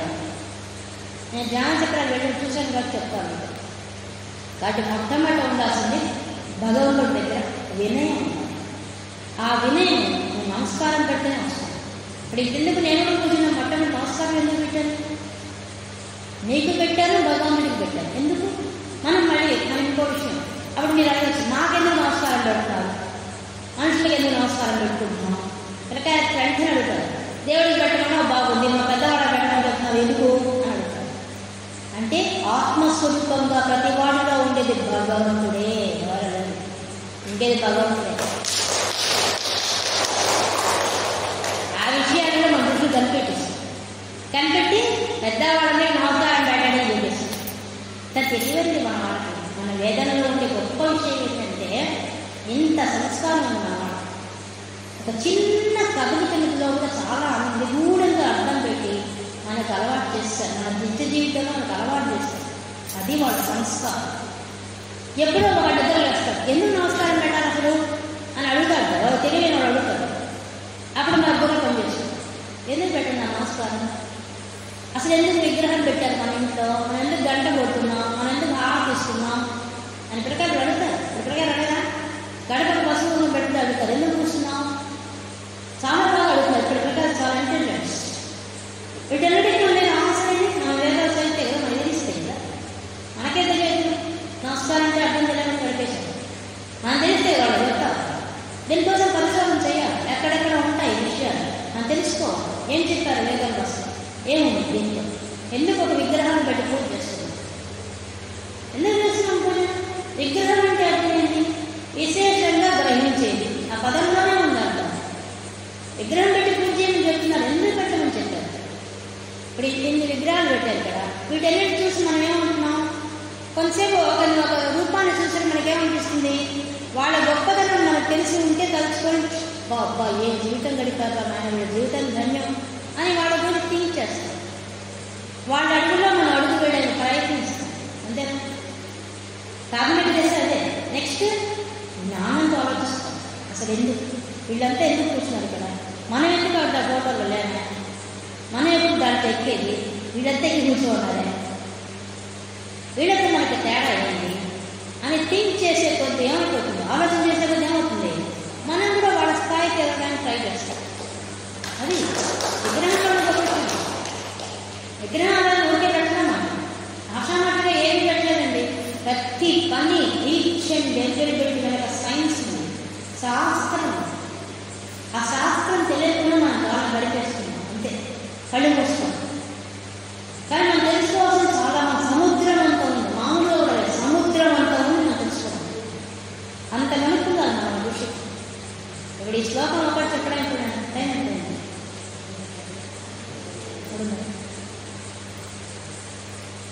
మొట్టమొదటి చెప్తున్నాడు కళాభ్యాం. అమ్మా ఓ శివ, శివ ఇక్కడ మనకు చెప్తున్న మొట్టమొదటి పదమే ఇద్దరిని గురించి చెప్తున్నాడు ఈ శ్లోకంలో. ఇక్కడే కాదు, మనకు సౌందర్యంలో కూడా శివశక్తిని మొట్టమొదటి పెట్టాడు. ఇక్కడ కూడా శివ దీర్ఘం ఇస్తే అమ్మవారు, దీర్ఘం లేకపోతే అయ్యారు. అది తెలియదు. ఒకే చిన్న అక్షరంలో శివ దీర్ఘం ఇచ్చేశాడు.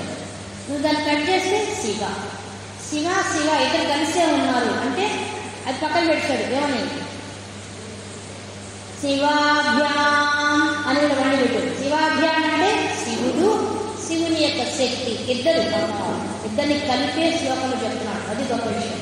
చూడండి, చిన్న పదమే మన లోపలికి పోతే కానీ ఈ రెండు విషయాలు మనకు కనుకోవాలి. అలా పెట్టాడు. అది శ్లోకంలో గొప్పతనం. కళాభ్యాం వాళ్ళు ఎవరికి నమస్కారం పెడుతున్నాడు? ఆయన కలల రూపంలో ఉన్న వాడిద్దరికి నమస్కారం పెడుతున్నాడు. మరి కలల రూపంలో అనేది ఏంటంటే శివుడేది కలల రూపంలో అనేది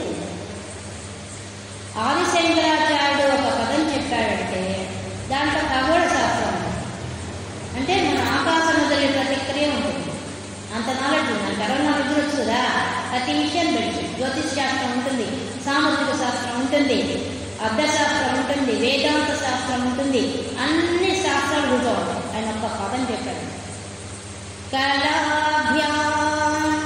కళల రూపంలో ఉన్నారమ్మా మీ ఇద్దరు అని మొట్టమొదటి పదమే. కళల రూపంలో ఉండేదండి శివుడు అమ్మవారు. ఎందుకుంటారట? అసలు ఏంది ఆ కళలంటే? కళలంటే ఏంటంటే అర్థం ఏంటంటే విద్యలు అర్థం. విద్యలంటే ఏంటి అసలు? మన విద్యా విధానం అని వాడేస్తున్నాం విద్య అనే పదాన్ని. విద్యతో అర్థం ఏంటి అసలు? ఆ పదానికి అర్థం ఏంటి? చూడండి, మన సైన్స్ చూసుకుంటే ఎంత నాలెడ్జ్ ఉందో వాడు పదం పెట్టిన వాడిని సెలెక్ట్ చేసుకున్న వాడిని నేర్చుకోవాలి. విద్య అంటే ఏంటి? తెలియంది తెలుసుకోవడం. విద్య అనే పదానికి అర్థం. మనకి ఎవరైనా అక్కడ చదువుకున్నాడు అనుకున్నాడు విద్య అంటే నేను చెప్పలేదు. విద్య అనే పదానికి అంత అర్థం. తెలియంది తెలుసుకోవడం. తెలియని తెలుసుకోవడం అంటే నువ్వు పుట్టినప్పటి నీకేం తెలియదు. ఏం తెలుసు నీకు? ఆధారం లేదు, తల్లి దాచిన తవ్వుతావు. అన్నం కలుపుకొని తెలుగు చేపలు పెడితే కలిపిస్తే చేస్తావు. అక్కడి నుంచి ఏమీ తెలియదు. అక్కడి నుంచి అన్నీ ఏం తెలుసు నేర్చుకోవచ్చు. నువ్వు తినే దగ్గర నుంచి తాగే దగ్గర నుంచి ప్రతిదీ గ్లాస్ పట్టుకొని తాగేంత అమ్మ ఎగ్గొచ్చు. అక్కడి నుంచే విద్యా విధానం స్టార్ట్. అంటే తల్లి గురువు ఎవరు? అమ్మ. అమ్మే మొట్టమొదటి అమ్మ గురువు. ఎందుకని? అక్కడి నుంచి నేర్చుకోండి. తినే దగ్గర నుంచి తాగే దగ్గర నుంచి నువ్వు మాట్లాడే అంటూ అక్క దోశ నేర్పించిన అక్కడి నుంచి గురువు బోధ స్టార్ట్ అయ్యింది. అది విద్య. తెలియదు వాడికి, పుట్టిన వాడికి మనకి ఏది లేదు. మనం చనిపోయేంత వరకు తెలుసుకుంటూనే ఉండాల్సిన జ్ఞానం. మనకి ఎప్పటికీ సంపూర్ణమైన జ్ఞానం రాదు. ఎందుకు రాదు? మనకిచ్చిన జన్మే అటువంటి. అవిద్యతో పుట్టాము, విద్యతో పుట్టలేదు. మనకు కొంతవరకే జ్ఞానం ఇవ్వబడింది. మిగతా జ్ఞానం సంపాదించుకోవచ్చు. భగవంతుడు అలా పెట్టాడు ఫిస్ట్. మిగతా జంతువులు జీవరాశిని పెట్టలేదు. వాటికి కూడా మనకు వాటికి 4 ఒంటే ఉంటాయి. ఏంటవి? పుట్టడం, పెరగడం, తినడం, సెక్స్, పిల్లలు కావడం. వాటికి మనకు సమానం. కానీ మనం వాటికన్నా ఒక మెట్టు ఎక్కువ. దేంట్లో? మనస్సు, బుద్ధి, ఈ 2 సూపర్ పవర్స్. దీని ద్వారా నువ్వేం చేయాలి? నీ జ్ఞానాన్ని తెలుసుకోవాలి. నువ్వు జ్ఞానం తెలుసుకుంటే నీకేమవుతుంది? నీకు వచ్చేది ఆనందం. ఆనందం కోసమే మనం పుట్టిన నుంచి కల్పిస్తాం. ఒక మంచి ఉద్యోగం వచ్చింది, మంచి శాలరీ ఉంది, మంచి అంతగట్టిన భార్య వచ్చింది, వాడు పొందే ఆనందం అది సంతోషం కదా. ఆనందం ఎంతకాలం ఉంటుంది? భార్యలో శక్తి తగ్గిపోతే ఆనందంలో పోయింది. ఆ ఉద్యోగంలో ట్రబుల్స్ వచ్చి టెన్షన్ వస్తే దాంట్లో పోయింది. అదంతా పోయింది. కానీ అదే భగవంతుడి దగ్గర మనసు పెడితే సర్వకాల సర్వావస్థలో నీకు ఆనందం తప్ప వేరే ఉండదు. అందుకే మనకు భక్తి అనే దాన్ని పుట్టినప్పటి నుంచి అలవాటు చేశారు మన మనుషులు. ఒక విగ్రహాన్ని పెట్టి ఆ విగ్రహాన్ని పూజ చేసే సంస్కారం మనకు నేర్పించారు. ఎందుకు? ఆనందం కోసం. ఒక గంట పూజ చేయి, చాలా రిలీఫ్గా ఉంటారు. ఆ విగ్రహంతో రోజు మా ప్రదర్శన మాట్లాడు. నీకే సమస్య వచ్చినా చెప్పేది, అమ్మా ఇట్లా ఉండమ్మా ఈరోజు అని ఆమె చెప్పేసి చూసుకుంటాం. నమ్మకం, విశ్వాసం. దానివల్ల నీకు సమస్యలన్నీ పటాపట్ అయిపోతాయి. మరి ఆ గంటలుసుకొని నువ్వు చెప్పే విషయం అంటే మన చుట్టూనే వైపు ఎలా చూస్తావు? భగవంతుడు ఎక్కడ లేదుగా. నువ్వేం మాట్లాడినా ఆయన వినపడకుండా పోయి క్వశ్చనే లేదు. అంతటా వ్యాపించి ఉన్నాడు. అరగ తీసుకుని పోయేది అరగ అన్నీ తెలుసు. సర్వజ్ఞుడు. కాబట్టి మనం అడగదు. ఇంకో విషయం, మనం అసలు అడగక్కర్లేదు భగవంతుడు. మనకి ఇది కావాలని అడగాలంటే మనం ఎంత అవివేకులం అంటే మనకి ఎలా అడగాలో మనకు తెలుసు. భగవంతుడు ఏమి కోరుకోవాలో కూడా మనకు తెలియదు. అంత అలుపులం. ఎందువల్ల? ఇప్పుడు ఒక చిన్న పిల్లవాడు అనుకోండి, వాడు ఎదురుగా ఒక చాక్లెట్ పెట్టి ఒక 100 రూపాయల నోట్ పక్కన పెట్టండి. వాడు ఏం తీసుకుంటాడు? చాక్లెట్ తీసుకుంటాడు. 100 రూపాయల నోట్ తీసుకుంటాడు. ఎందుకు? ఆ 100 రూపాయల నోట్ యొక్క విలువ వాడు తెలియదు. అప్పుడు తల్లిదండ్రులు వచ్చి ఏం చెప్తారు? ఈ 100 రూపాయలు బయట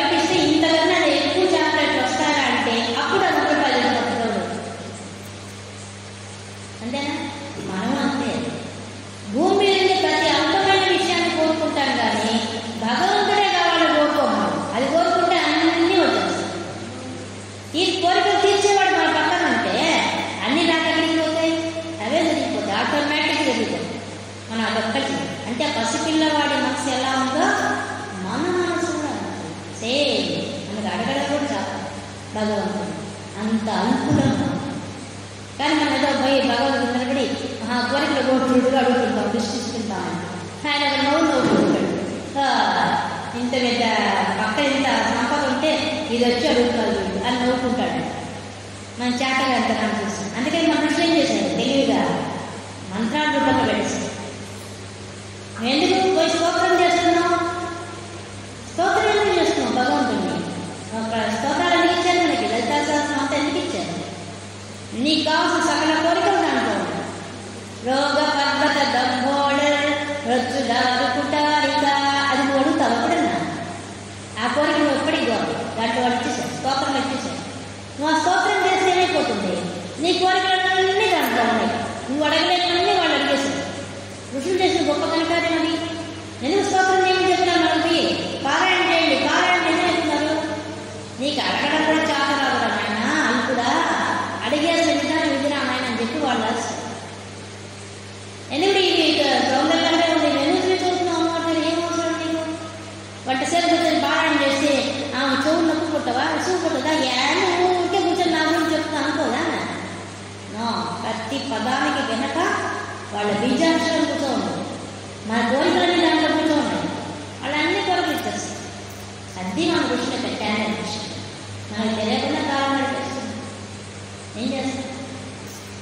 కాబట్టి కళాభ్యాం వాడు విద్యను చదువుకుని ఉన్నారు. అమ్మా స్వామి మీ ఇద్దరు విద్యను చదువుకుని ఉన్న మీకు నమస్కారం.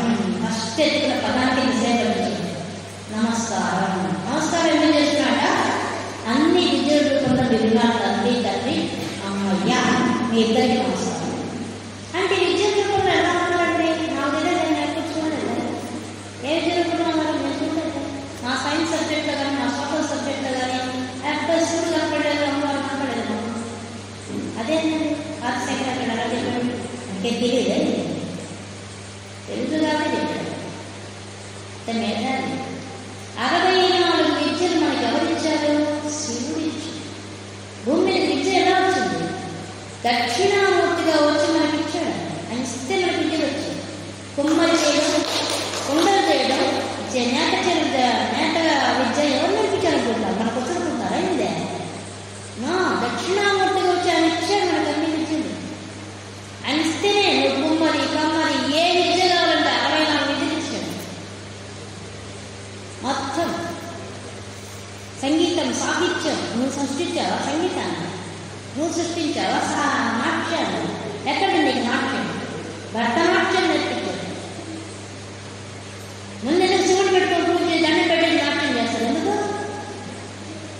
నాట్యం నేర్పించేవాడు ఆయన. భట్టుడు నాట్యం వచ్చాడు. భరతుల శాస్త్రం నుంచే నాట్యం వచ్చింది. భట్టుడు ధ్యానం చేస్తే ఆయన నాట్యం కనిపించింది. ఎవరిచ్చారంటే శివుడే. మనం ఇప్పుడు ఉపయోగిస్తున్న ఏ విద్య కూడా మనం సృష్టించింది లేనే లేదు. అన్నీ భగవంతుడు ఇచ్చింది. A to Z. మీరు అనుకుంటారు ఈ ప్లాస్టిక్ కుర్చీలు తయారు చేశాను. ఈ తయారు చేసేవారికి అనుకుంటే అసలు మెటీరియల్ పోతే ఎవరిచ్చారా మెటీరియల్? అనిపిస్తుంది. ఆయన ఇచ్చిన భిక్ష. పంచభూతాల్లో ఉన్న ప్రతిదీ మనం ఫ్రీగా వాడుకుంటున్నాం. దర్జాగా పైసా చెల్లించకుండా వాడుకుంటున్నాం. ఎంత పొగుడుంది మనకి. పైసా ఇవ్వకుండా సంపాదించుకుంటూ భగవంతుడు నమస్కారం పెట్టమంటే కష్టం. మనం ఎన్ని థ్యాంక్స్ చెప్పాలండి? నీకు ఇన్ని నదులు ఇచ్చిన దానికి ఎంత థ్యాంక్స్ చెప్పాలి? ఇంత గాలి ఇచ్చిన దానికి ఎంత థ్యాంక్స్ చెప్పాలి? ఆకాశం ఇచ్చిన దానికి ఎంత థ్యాంక్స్ చెప్పాలి? వదిలేదు ఎన్నిసార్లు థ్యాంక్స్ చెప్తావు భగవంతుడు? అసలు చెప్పడం నీకు తరమా? నీ నోరు సరిపోదు థ్యాంక్స్ చెప్పాలి. అది తెలుసుకొని రుచులు మనకు శ్లోకాల్లో నువ్వు చెప్పలేవురా, నేను చెప్పాను. మాకు తెలుసు ఆయన ఎవరు, ఆ భగవంతుడు ఎవరు. నేను చూశాను. ప్రతి అనుక్షణం ప్రతి దగ్గర మేము భగవంతుడు చూసాం. అందుకు స్తోత్రం పెట్టాను. ఈ స్తోత్రం చదివితే ఇప్పుడు పారాయణ చేయమన్నారండి. ఇప్పుడు నేను అర్థం చెప్తున్నాను కాబట్టి మీకు ఇంత లోతైన విషయాలు తెలిసింది. అర్థం తెలియదు నేను పారాయణ చేస్తాను. కళాభ్య చూడా లేకపోతే కళాభ్య అని చదివేశారు. ఏమంటాను దానివల్ల మీరు ఏం సంపాదించారు? జ్ఞానం ఎక్కడి నుంచి వచ్చిన జ్ఞానం? నువ్వు విధంగా పరిశోధనాత్మకంగా చదివితే వెనక్కి ఎక్కడికి పో, నువ్వు ఏ వస్తువు వెనక్కు పో, భగవంతుడితో ఏది వీక్షం డెబ్బిడి పిట్ ఆఖరికి మూడికలతో సహా వెనక భగవంతుడితో ఆయన లేకుండా ఉండే భూమి మీద విశ్వంలో ఈచ్ అండ్ ఎవరి పెట్టాను. కానీ దాని కృతజ్ఞత ఏం చెప్తున్నాం మనం చెప్పడం చాలా. అందుకని నేను దిగాను చెప్పడం, థ్యాంక్స్ చెప్పడానికి కోసం దిగాను. థ్యాంక్స్ చెప్పడానికే మనం పూజ చేస్తున్నాం రోజు, అది తెలుసా మీకు? నా విగ్రహం పెట్టి పూజ చేస్తున్నాం రోజు, థ్యాంక్స్ చెప్పడానికి పూజ చేస్తున్నాం. విగ్రహంలో భగవంతుని ఆవాహన చేస్తున్నాం, చూస్తున్నాం అవయ్యా కూర్చోవయ్యా, ఇంత సంపాదించావు నాకు కూర్చో, నాకు పంచభూతాలు ఇచ్చావు కూర్చోవయ్యా అని ఆవాహన చేయించి కూర్చోబెట్టి అర్ఘ్యం ఇచ్చి పాద్యం ఇచ్చి నైవేద్యం ఇచ్చి. ఎందుకు నైవేద్యం? నువ్వేమో సృష్టించావు నైవేద్యాన్ని? ఏం సృష్టించావు నువ్వు? ఒక్క వస్తువు నువ్వు సృష్టించావా? బెల్లం ఆయన ఇచ్చిన తయారు చెరుకు ఆయన ఇస్తే నువ్వు బెల్లం తయారు చేస్తావు. ఆయన ఇచ్చిందే నువ్వు తయారు చేస్తావు, నువ్వు సొంతగా ఏం ఒక్కడంతా. మనం వేసుకున్న సొక్కాలు, మనం వేసుకున్న చీరలు, ఇవన్నిటికీ మెటీరియల్ ఎవరు ఇచ్చారు? వెనక్కి వెళ్ళకపోతే అనుకుంటాం, ఏ మెటీరియల్ రాకపోయినా అనుకుంటాం. ఏమి ఇస్తాం నైవేద్యం? అసలు తరమా నైవేద్యం ఇవ్వడం? ఏముంది కూడా లేదా? మేము ఇంత చేసామండి, మేము ఇంత నైవేద్యాలు చేసాము, ఇన్ని పూజలు చేసాము, ఏం నువ్వు చేసింది? ఆయన ఇచ్చింది తీసుకొచ్చి ఆయన దగ్గర పెట్టి పడుకుంటున్నాను అంటే నువ్వు చేసావు. అది కూడా ట్రైన్ బాగా చేయాలి, మనస్ఫూర్తిగా చేయకూడదు. టైం అయినకో ఏదో పెట్టు, ఓం పరాశ అమానాశ ఉదాహరణ సమావేశం అయిపోయి ఎంత బాగా పెట్టారు ఇంకా పూజా విధానం. మనకి అద్భుతంగా పెట్టారు. సైన్స్ అంతా అంటారు. పూజా విధానంలో సైన్స్ వింటే ఆశ్చర్యపోతారు, ఎంత శాస్త్రం కూడా. గొప్ప విషయాన్ని మన విజ్ఞానం భారతదేశంలో ఉన్న విజ్ఞానం ఇంకెక్కడా లేదు, కానీ మనకు తెలియదు. ఎందువల్ల? ఇతర మతస్థులంతా మన మీద దాడి చేయడం వల్ల, విదేశస్తులు రావడం వల్ల మన యొక్క విజ్ఞానం అంతా కొట్టుకోలేదు. కానీ మన విజ్ఞానం మనం చేసే ప్రతి పని, నువ్వు వేసే ముగ్గు దగ్గర నుంచి, వాకిట్ చేసే ముగ్గు దగ్గర నుంచి సైన్స్ ఉంది. ఒకే విధంగా ముగ్గురు దాంట్లో ఒక విషయం ధ్యానం చేయడం. అప్పుడే కొద్ది నీకు భగవంతుడు ఎక్కడ కనిపిస్తాడు? ప్రతి జ్ఞానం వెనక నీకు భగవంతుడు కనిపించాల్సింది. నువ్వు బస్సుకు పూసావంటే ఎక్కడ భగవంతుడు కనిపిస్తాడు? కుంకుమ పూసావు, కుంకుమ చేసామంటే ఎక్కడ భగవంతుడు కనిపిస్తాడు? ఏ పాయింట్ తీసుకో, ఎక్కడికైనా అనుకో అంతటా. కాబట్టి 64 విద్యలు తీసుకొచ్చిన వాడు భగవంతుడు.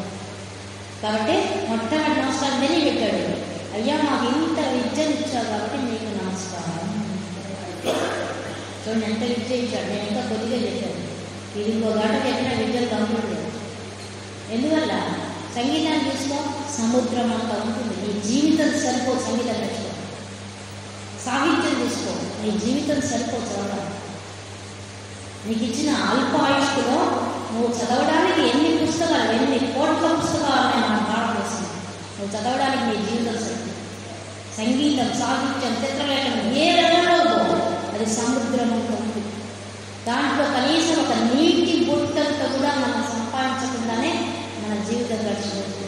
ఎంత బాధాకర విషయం చెప్పండి, ఆలోచించండి. ఎంత బాధ! మన భారతదేశంలో ఉన్న దౌర్భాగ్యం. ఎంత విజ్ఞానం ఉందో అంత విజ్ఞానం మన కనీసం ఒక నీటి బొట్టంతో తెలుసుకోలేకపోతున్నాం, అనుభవంతో తెలుసుకోలేకుండా జీవితం గడిపిస్తున్నాం. ఎందుకు గడుపుతున్నాం? ఇతర దేశస్తుల ప్రభావం మన మీద ఎక్కువ ఉంది.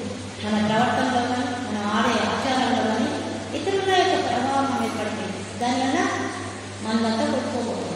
కానీ ఇట్లాంటి విషయాల వల్ల మనకు బయటకు వస్తుంది. ఇట్లాంటి చదవడం వల్ల మనకు తెలుసు ఈ జ్ఞానం ఉంటేనే ధ్యానం చేయడం చాలా సులభం. కాబట్టి కళాభ్యాం చూడాలంకృత శశికళాభ్యాం ఏం చెప్తున్నారు దీంతో? శశికళాభ్యాం చూడాలంకృత. ఆ శివుడి యొక్క రూపాన్ని చూపించినాడు. మొట్టమొదటి ఏం చెప్పాడు? నామం చెప్పాడు. కళల రూపంలో మీరు ఉన్నారు. ఇంకా కళలు ఉన్నాయి, ఇంకా చాలా అర్థం ఉంది. ఏమర్థం తెలుసా దానికి? కళలు అనేవి మనకి ఖగోళ శాస్త్రం చెప్తాడు. ఖగోళ శాస్త్రంలో ఏముంది నీకు? సూర్యుడు ఉన్నాడు. సూర్యుడిలో 12 కిరణాలు చాలా ముఖ్యమైనవి. ఎన్నో కోట్ల కిరణాలు ఉన్నాయి, కానీ దాంట్లో ముఖ్యమైనది 12. అది కూడా కనిపెట్టేశారు మన మనుషులు. మళ్ళీ చంద్రుడు, కళలంటే చంద్రుడిలో ఉండే కళలు. చంద్రుడిలో ఎన్ని కళలు ఉంటాయి? 16 కళలు ఉంటాయి. అలాగే అగ్ని. ఈ మూడే మనకు ఉండేది. విశ్వంలో ఉండే మూడే ముఖ్యమైనవి: సూర్యుడు, చంద్రుడు, అగ్ని. అగ్నిలో 10 కళలు ఉంటాయి. ఇప్పుడు మనం చూసుకుంటే ఈ 3 మనలో ఉన్నాయి. విశ్వంలో ఏది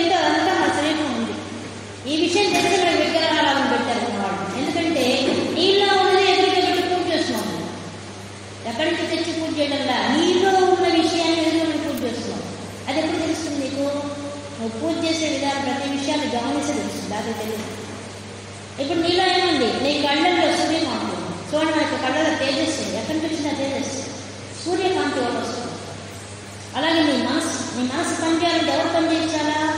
మనసు చంద్రుడు. నీ మనసు పనిచేయాలంటే చంద్రుడి యొక్క కిరణాలు కారణం, తెలుసా నీకు? మళ్ళీ మనలో వాక్ శక్తి అగ్ని. చూడండి, పుష్పలు ఉంటే వేడిస్తుంది. అగ్ని లేకుండా నీకు మానవుడు. ఎంత గొప్ప విషయం ఉంది సైన్స్. ఈ 3 విషయంలో ఉన్నాయి, ఈ 3 నీలో ఉన్నాయి. ఈ 3 ఇచ్చిన వాడు ఎవరు? శివశక్తి. వాళ్ళకి నమస్కారం. చూడండి, ఎవరు ఇచ్చారో వాళ్ళకి నమస్కారం. ఎంత గొప్ప విషయాలు ఇచ్చారు వాళ్ళు. మనం గమనించడం ఎప్పుడు? ఆయన గమనించాం. ఇవి ఇచ్చారు కాబట్టి మీకు నమస్కారం. చూడాలంకృత శశికళాభ్యాం. చూడాలంట జటాజూటం ఉంది శివుడికి. మరి ఎందుకంటే జటాజూటం అంటే ఏనండి? అసలు జటాజూటం పెట్టుకొని పాము వేసుకొని నేను బాగుండొచ్చు కదా, అలంకారం చేసుకొని అసహ్యండి ఏంటండి? నేను ఇంత జటాజూటం వేసుకొని కూర్చోండి ఏంటండి? అది కూడా సైన్సే. ఏమి మన వాళ్ళు ఎక్కడా తగ్గరు. ఎంత గొప్ప నాలెడ్జ్ ఉందో మన విశ్వంలో ఉండే ప్రతి విషయాన్ని కనిపెట్టేశాం మనం. ఆ జటాజూటమంతా వ్యాపించి ఉంది. అది ఎలా ఉంది? వ్యోమకేశ వ్యోమకేశి. వ్యోమ అంటే ఆకాశం. ఆకాశమే వాళ్ళ వెంట్రుకలు. ఆకాశం ఎంత వ్యాపించి ఉందో అంత వ్యాపించి ఉంది వాళ్ళ జుట్టు. అంటే అర్థమైంది, జుట్టు వ్యాపించి ఆకాశం అంత ఉంటే ఆకాశం మనం కొలవగలమా? ఇంత పొడుగు ఇంత ఎడవుతుంది చెప్పగలమా? ఎవరో కొలవగలరు. మనం కూడా ఆకాశంలో కూర్చోము, మన పొంగు కూడా ఆకాశంలో కూర్చోము. అన్నిటికీ అవకాశం ఇచ్చేది ఆకాశం. ఆకాశం అంటే అర్థం, అన్నిటికీ అవకాశం ఇస్తుంది. అంటే నువ్వు ఎక్కడున్నావు? నీ భూమి మీద ఆకాశంలో కూర్చోవు, మనం కూడా కూర్చోము. నీ లోపల కూడా ఆకాశం కూర్చోవు. నీ లోపల ఆకాశం ఉంది. ఈ విషయాన్ని మన వాళ్ళు కనిపెట్టేశారు. నేను తిప్పుతున్నానంటే చేతులు వీటితో ఆకాశం అంటే తిప్పుతావు, దాన్ని తిప్పలేదు. ఖాళీ ఒక దగ్గర అంతా ఆకాశం ఆక్రమిస్తుంది. అప్పుడే నువ్వు కదలగలవు, లేకపోతే కదల్లో ఎదుగుసుకుపోతావు, ఆకాశం ఎదురుపోతుంది. నువ్వు కదులుతున్నావు అంటే నీలో ఆకాశం ఉంది, నీలో వాయువు ఉంది. ఇవన్నీ ఎవరు ఇచ్చారు? ఆయన ఇచ్చిన భిక్ష, భగవంతుడు ఇచ్చిన భిక్ష తీసుకొని ఎంజాయ్ చేస్తున్నాం, బాగా వాడుకుంటున్నాం. ఎప్పుడైనా థ్యాంక్స్ చెప్పాను కానీ ఏం చెప్తాను? చూడాలంకృత శశికళాభ్యాం. ఆ పెద్ద జటాజూటంలో ఆయన చుట్టుకొని పైన చంద్రవంకం పెట్టుకోవాలి. అమ్మవారు చంద్రవంకం పెట్టుకోవాలి. అదేంటండి పూలు పెట్టుకుంటారు, వాళ్ళు చంద్రవంకం పెట్టుకుంటారు. ఏం పనండి? అదే ఆర్డర్ చేసిన పని. అది బాగా నువ్వు చంద్రుడు ఉంటే మాత్రం ఆకాశంలో ఉంటావు, వాళ్ళ నిద్ర కూర్చొని ఏం చిత్రంగా. అదే శివ అంటే దానికి ఆన్సర్ మనం వెంటనే సైన్స్ చెప్పాలి. మన వేదం చెప్పేస్తుంది ఏమని? చంద్రుడు అంటే ఏంటి? చంద్రుడు వల్ల మనకి ఏం జరుగుతుంది? మనకు నెలలు, వారాలు, పక్షాలు అన్నీ జరుగుతున్నాయి. నీ కాలం ఎట్టు వస్తుంది? తిరుగుతుంది ఎక్కడికి వస్తున్నాయి? చంద్రుడి నుంచి కదలిక వల్ల వస్తుంది. భూమి తిరుగుతూ ఉంటే, చంద్రుడు తిరుగుతూ ఉంటే మనకు అవన్నీ వస్తున్నాయి. ఈ విషయం నేను కనిపెట్టి చెప్తున్నాను. కాబట్టి ఎక్కడ కూర్చోన్నారు వాళ్ళు? ఆ సూర్య యొక్క తల మీద కూర్చోన్నాడు. అంటే అర్థమైంది, కాలం ఆయన చేతిలో. కాలం మన చేతిలో ఉందా చెప్పండి? ఒక్క నిమిషం ఆపగలమా? గదిలిపోయే కాలాన్ని ఒక నిమిషం వెనక్కి తీసుకురాగలమా? మన తరంగా. కానీ సూర్యుడు ఉంటే కాలాన్ని ఆపగలడు, ముందు తీసుకోగలడు, వెనక్కి లాక్కగలడు. అమ్మవారు అనుకుంటే చేసేస్తాడు. ఎందువల్ల? కాలం వాళ్ళ చేతిలో. మనం కాలంలో కదిలిపోతూ ఉంటాం. మనం ఒకడు పుట్టినప్పుడు డేట్ ఉందంటే డెత్ డేట్ రెడీగా ఉంటుంది మాట. కానీ వాళ్ళకు అదే కాలాతీతం. అంటే అది చెప్పడానికి కోసం చంద్రమంగా పెట్టుకుంటున్నారు. మీకు అందరికీ కాలం నిర్దేశించింది మేము, కానీ మాకు కాలం లేదు. నువ్వు కాలంలోనే ప్రయాణం చేయాలి, కానీ మేము మాత్రం నాకు అక్కర్లేదు కాలం. ఎందువల్ల? కాలం మార్చేసుకోవాలి. అది చెప్పడానికి కోసం చంద్రమంగా పెట్టుకోవాలి. చూడండి ఎంత లోతు అర్థం ఉంది. మన ఊరికి సూర్యుడు చూసి దండం పెట్టేసి సూర్యుడు చంద్రమంగా పెట్టుకోన్నాడు, దండం పెట్టేస్తున్నాం. ఎందుకు చంద్రమంగా పెట్టుకోవడం ఆయన అని మనం ఎట్టని ఆలోచిస్తే వెనక సైన్స్ కనిపిస్తుంది. మన వాడు పిచ్చోడు అట్లా అలంకారం ఎంతో సైన్స్ తెలుసుకుని పెట్టాడు. మహామేధావులు మన విషయంలో. అలాగే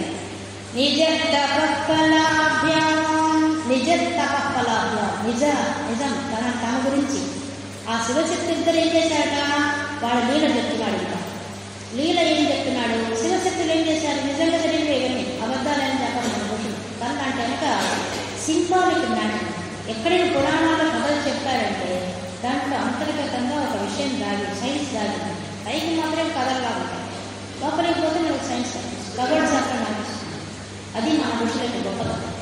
కాబట్టి ఏం చెప్తున్నారు, నిజ ఫలాభ్యాం, నిజ తమ యొక్క ఫలాభ్యాం, వాళ్ళు తపస్సు చేసేవాళ్ళు. శివుడు అమ్మవారు ఇద్దరు తపస్సు చేశారు. ఎప్పుడు చేశారు? శివుడు సతీదేవి దక్ష ప్రజాపతి యజ్ఞంలో ఆమె యోగాగ్నిలో కాలిపోతే అప్పుడు శివుడు తన భార్య కావాలని చెప్పి తన భార్య మళ్ళీ వినోదుడి కూతురుగా పుట్టుకొని తెలుసుకొని ఆ హిమాలయాలకు వచ్చి ఆయన 1000 సంవత్సరాలు తపస్సు చేశారు.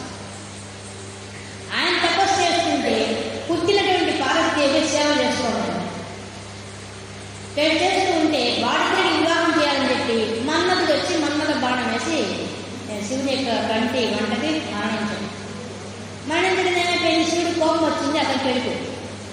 ఇప్పుడు అమ్మవారు తెలుసుకుంది, నా కోసం వచ్చాడు, నా కోసం తపస్సు చేశాడు, అయ్యో నేను చేయకపోతే ఎట్లా అని చెప్పి భయంకరంగా తపస్సు చేసింది. ఎలా తపస్సు చేసింది?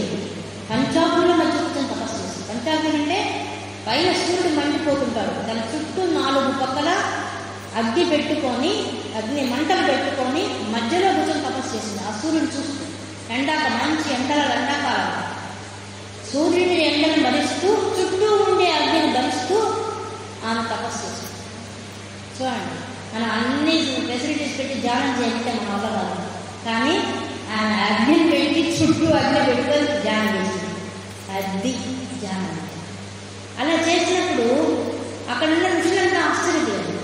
ఆమె దగ్గర ఎంత తపస్సు నేర్చుకున్నారు, ధ్యానం ఎలా చేయాలి వాళ్ళు నేర్చుకున్నారు. అందరూ వచ్చి ఎలా చేస్తున్నావు తల్లి, అంత పైన మండిపోతుంది, చుట్టూ అగ్ని మండిపోతుంటే నువ్వు ఎట్లా తపస్సు చేస్తున్నావు తల్లి, మాకు నేర్పించమని చెప్పి వాళ్ళు అడిగారు. వాళ్ళందరూ ట్రైనింగ్ ఇచ్చింది. మళ్ళీ గడ్డ ఒడికిపోయే చలిలో నడదాకా నీళ్ళలో మునిగి తపస్సు చేసి నడవాలి. ఎవరు చేస్తారు? చలికాలం ఎవరైనా మునుగుతారు చన్నీళ్ళలో పైన ఇక్కడ దాకా, అట్లా మునిగి తపస్సు చేసింది. మళ్ళీ వర్షాకాలంలో ఒంటికాలం మీద నిలబడి వర్షంలో తడుస్తూ తపస్సు చేసింది. చూడండి, అది ధ్యానం. అసలు ధ్యానం అది ఆమె చేసింది. చేసినప్పుడు శివుడు చూశాడ, నాకన్నా భయంకరంగా తపస్సు చేస్తుంది, పలుకులు వచ్చాడు. అది కూడా ఎట్టొచ్చాడు, వేషం మార్చుకొని ఒక బ్రహ్మచారిలాగా వచ్చి శివుడిని ఆయన తిట్టాడు. ఏంటమ్మా, ఆయనకి ఏముందమ్మా, మెళ్ళ పాము వేస్తూ ఉంటాడు, తల మీద చంద్రవంకం పెట్టుకో ఉంటాడు, గడ్డాగుట్టం పెట్టుకో ఉంటాడు, అలంకారాల డబ్బు ఉందా, ఏముంది, ఆయన ప్రేమించావు నువ్వు, ఆయన కోసం తపస్సు చేస్తున్నావు, ఆయన ఎత్తిరిచ్చాడు. ఆయన గురించి ఆయనే చెడుగా పెట్టాడు. కానీ ఆమె వెంటనే నడబెట్టి బయట పెట్టింది. నా కాబోయే భర్తను ఎక్కిరిస్తావు అని నడబెట్టి బయట పెట్టింది. అప్పుడు అర్థం చేసుకొని ఆయన వెంటనే తన రిజర్వ్ చూపించి అప్పుడు పెళ్లి కొట్టుకున్నారు, ఇద్దరు పెళ్లి చేస్తున్నారు. కాబట్టి నిజ తపఫలాభ్య. ఇప్పుడు చూడండి, మనవాళ్ళు పిల్లలు చేసుకుంటున్నారు పెళ్ళిళ్ళు. ఒకరి కోసం ఒకరన్నట్టుగా జీవించేదే పెళ్లి ఉండేది. కానీ ఒక మాట అంటే ఇంకో రాబోతే ఇలా కొట్టుకుంటారు ఇప్పటి వాళ్ళు.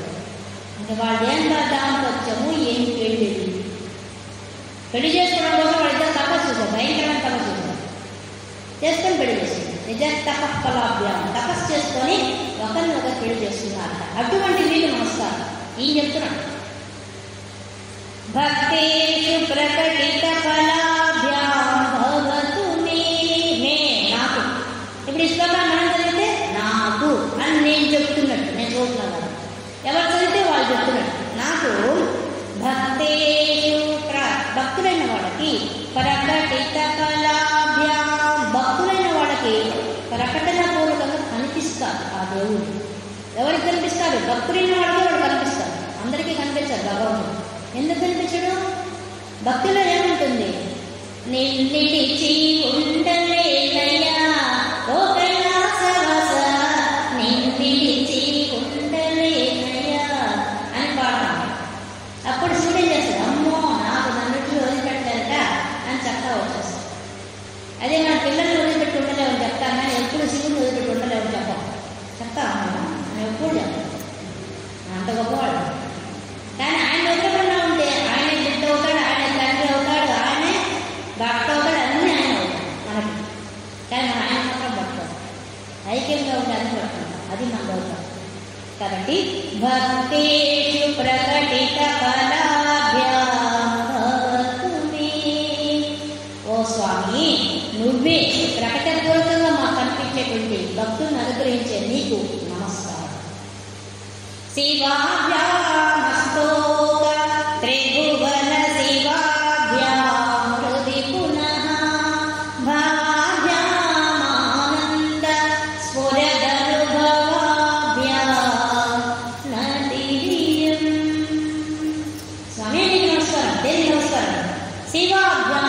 మీ ఇద్దరు కలిసి ఏం చేస్తున్నారు? మాకు మంగళం కలిగిస్తున్నారు. అది మీరు చేసే పని. వాళ్ళేం పనులు పెట్టుకోవాలి. అందరికీ శుభాన్ని కలిగినవే వాళ్ళ టార్గెట్.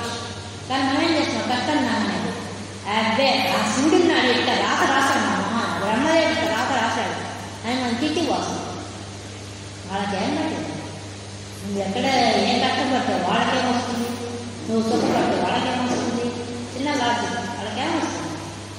నీ జీవితంలో నువ్వు కష్టపడతావు వాళ్ళకేమో లాభమా? వాళ్ళకేమో కోట్లు వస్తాయా? నువ్వు చేస్తున్న పనికి నువ్వు పూర్వ జన్మలో ఏ పాపం చేశావో ఆ పాపానికి పనిష్మెంట్ నువ్వు అనుభవించుకొని తప్పించుకోవాలి. తరంగా భగవంతుడు పెట్టుకున్నావా దాన్ని కూడా తీసేస్తావు. ఎందుకు? అది దయ. భగవంతుడికి ఏముంటుంది? దయ ఒక్కటే ఉంటుంది, ఇంకేముంటుంది. అరుణాం కరుణా తరంగితాక్షి హరితాసారం మొట్టమొదటి. అరుణ కరుణ. కరుణ దయ. దయ ఎక్కడ తరంగంలాగా ప్రవహిస్తోంది ఆ కళ్ళల్లో నుంచి. అటువంటి మంచి కామాక్షి, అటువంటి అమ్మ, అటువంటి వాడు అదే ధైర్యం చెయ్యవు. నువ్వు అడిగితే ఆలస్యం, శాంక్షన్ అనేస్తారు. కాకపోతే మనకి అడగడం చాలా రాదు. ఈ విషయం మనం మర్చిపోతాం. ఇంపార్టెంట్ విషయం అది. మనకి ఎలా అడగాలో మనకు తెలియదు. మనము చిన్న పిల్లలు లాంటి వాడాలి. కాబట్టి మనకు అడగడం జాగ్రత్తలు. కాబట్టి మన తరఫున ఆయన అడుగుతున్నాడు. ఏమడుగుతున్నాడు? త్రిభువన శివాభ్యాం. మూడు లోకాలకు కూడా మంగళం కలిగించే ఓ తండ్రి తండ్రి మీకు నమస్కారం. హృది పునఃభవాభ్యాం. మా హృదయంలో మీరు ఎప్పుడు కనిపిస్తూ ఉంటారు. పునః మళ్ళీ మళ్ళీ మళ్ళీ మళ్ళీ నువ్వు ఎప్పుడు పిలిస్తే వచ్చి నేను ఉదయం కనిపిస్తాడు. ఎప్పుడు నువ్వు ఎప్పుడు ధ్యానం చేస్తే, ఎప్పుడు పిలిస్తే ఓ నా బిడ్డ పిలుస్తున్నాడు అనుకుంటూ వచ్చి కనిపిస్తారు ఆ శివాసుడు ఇద్దరు మన హృదయంలో. అంత గొప్ప మనసున్న వాళ్ళు కానీ మనం పిలవాలి, మనం పిలుస్తాము. మనమే ధ్యానం జరుగుతున్నామని పెట్టుకుంటా, కళ్ళు మూసుకుంటా, ఎవరితో ఆలోచన అక్కడే ఉంటాం. ఆ భగవంతుడు మనం పిలవాలి. కానీ ఇప్పుడు శ్లోకం చదువుతూ అర్థంలో లేకపోతే ఏమైపోయింది? ఇంతసేపు మీరు ఎవరి దగ్గర ఉన్నారు? శివుడి దగ్గరే ఉంది. ఇక్కడే ఉంది. మనకి ఎక్కడికి పోయావా? ఈ శ్లోకం జాగ్రత్త. ఎక్కడ కూర్చోన్నాం మనం? అందరు శివుడి పాదాలు కూర్చోం. అయితే ధ్యానం మంచిగా చేసేసాడు. దక్షిణామూర్తిగా కళ్ళు మూసుకొని కూర్చున్న ఆయన మన చేత ధ్యానం చేశాడు. అది ఆదిశంకరాచార్యుడు చేశామనే ఎంతసేపు. ఆయన అంటే ఏంటి? విద్యార్థులు ఎట్లా ఉన్నాడు, ఆయన తల మీద చంద్రవంకి ఎంత ఎందుకు ఉంది, ఇవన్నీ ఆయన గురించి ఆలోచించాను. ఇప్పటిదాకా అక్కడే ఉన్నాడు. అప్పుడేమైపోయింది? ధ్యానం చేస్తున్నాం. ఏ పాయింట్ అని మిస్ చేసాము? అన్ని పాయింట్లో ఆయన చూస్తున్నాం పూర్తి. ఆయన దగ్గర ఇంత సైన్స్ అని తెలుస్తున్నాం. ఎంత విజ్ఞానం ఉంది ఆయన దగ్గర, ఎంత జ్ఞానం అదంతా తెలిసి చూసి నన్ను వెళ్ళలేకపోయింది. మన మనసు ధ్యానం చేసి అటు ఇటు పోయిందా మన మనసు ఏమన్నా పోదు. కానీ ఇలా సైంటిఫిక్గా మనం ఆలోచించి అది మనం చేస్తాం. స్తోత్రం చదవమంటే చదివేస్తారు అంతే, పారాయణ చేయడం చేసేస్తారు. కానీ ఎప్పుడైతే నువ్వు ఈ విధంగా లోపలికి వెళ్ళి చూస్తావో, నువ్వు చదవడం స్టార్ట్ అవుతుందో కళాభ్యాం సుధారంకృత శశికళాభ్యాం ఫలాభ్యాం భక్తేషు ప్రకటిత ఫలాభ్యాం భవతు మే. శివాభ్యాం స్తోక త్రిభువన శివాభ్యాం హృది పునః భావ్యామానంద స్ఫురదనుభవాభ్యాం నదీయం. ఇక్కడ ఎక్కడున్నాను? నా మనసు ఎక్కడ భగవంతుడి పాదాల దగ్గర అటు ఇటు వీళ్ళే ధ్యానం చేయడానికి చదవండి, ఈజీగా చేసేయాలి. ఎందువల్ల ఈ శ్లోకంలో అంతా అర్థం నాకు తెలిసిపోయింది, ప్రతి పదానికి అర్థం తెలిసిపోయింది. అప్పుడేమైతే నేను చదువుతున్నప్పుడు ఎక్కడి నుంచి వస్తుంది, నేను ఇక్కడి నుంచి చదువుతున్నాను, ఇక్కడి నుంచి చదువుతున్నాను, ఇక్కడి నుంచి వస్తుంది, ఆ పదాలు ఇక్కడి నుంచి వస్తుంది. అది పారాయణ చేయడం, అది భగవంతుని పట్టుకోవడం. అవి చెప్పడానికి వచ్చినవే ఈ స్తోత్రం. కానీ మన స్తోత్రాన్ని స్తోత్రంగానే చదువుతాం. కానీ నీకు తెలిసి పట్టుకున్నా తెలియక పట్టుకున్నా స్తోత్రం ఎటువంటిదంటే, నీకు తెలిసి కానీ తెలియక కానీ అగ్ని ముట్టుకుంటే ఎలా కాల్తుందో ఆ స్తోత్రం అలా నేను రక్షిస్తుంది. కానీ దానికి కావాల్సింది ఒకటే, నువ్వు భగవంతుడు కనీసం పాదాలను నమస్కారం చేయాలి. స్తోత్రం చదువుతున్నంతసేపు సౌందర్యంలో చదువుతున్నావు, అమ్మవారి పాదాలు నమస్కారం చేయాలి.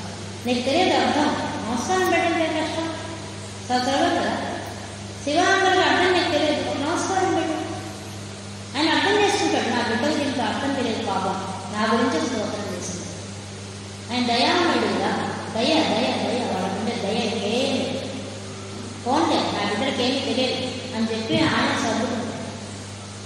ఇంత సులభమైన మార్గాన్ని వడ్డించి భోంచేతుడికి ఏర్పాటు చేసిన వారు ఆదిశంకరాచార్య. కానీ మనం భోంచేయం కదా, మన దొరకదు, మనం భోంచేయం. ఊరికే చూసి అక్కడ స్తోత్రం ఉంది అని పెళ్లి చూసి అడిగారు. అయితే అసలు ఈ భూమి మీద ఈ రెండు ఉన్నాయని రోజు చాలా మంది లేదు, శివానందరి భూమి మీద ఉన్న ఎవరు లేదు, సౌందర్యంలో ఉన్న ఎవరు లేదు, రైతా శాస్త్రం తెలియకపోవడం చాలా మంది, విశ్వాసం తెలియకపోవడంతో ఉన్నారు.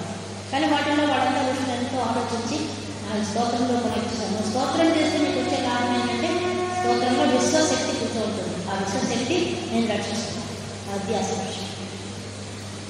నేను లాస్ట్ 2 times డీప్గా ఎక్స్ప్లెయిన్ చేయలేదు, టైం ఇప్పుడు. కానీ నిజానికి వాడి కానీ ఎగ్జాంపుల్ తీసుకుని చెప్తూ పోతే ఇంకో గంటైనా కూడా ఈ శ్లోకం కంప్లీట్ కావాలి.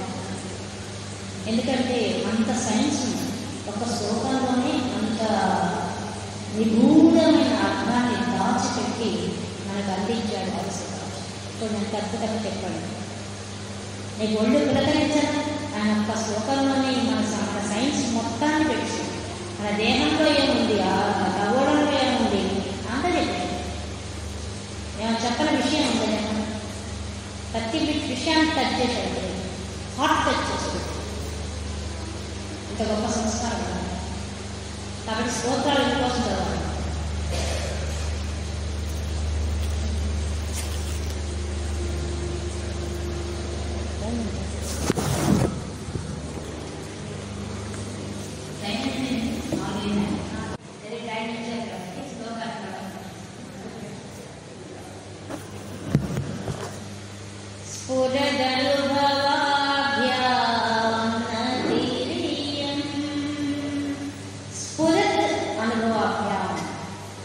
ఇప్పుడు మన శివానందంలో చెప్పే విషయం ఒకటే, ఏంటది?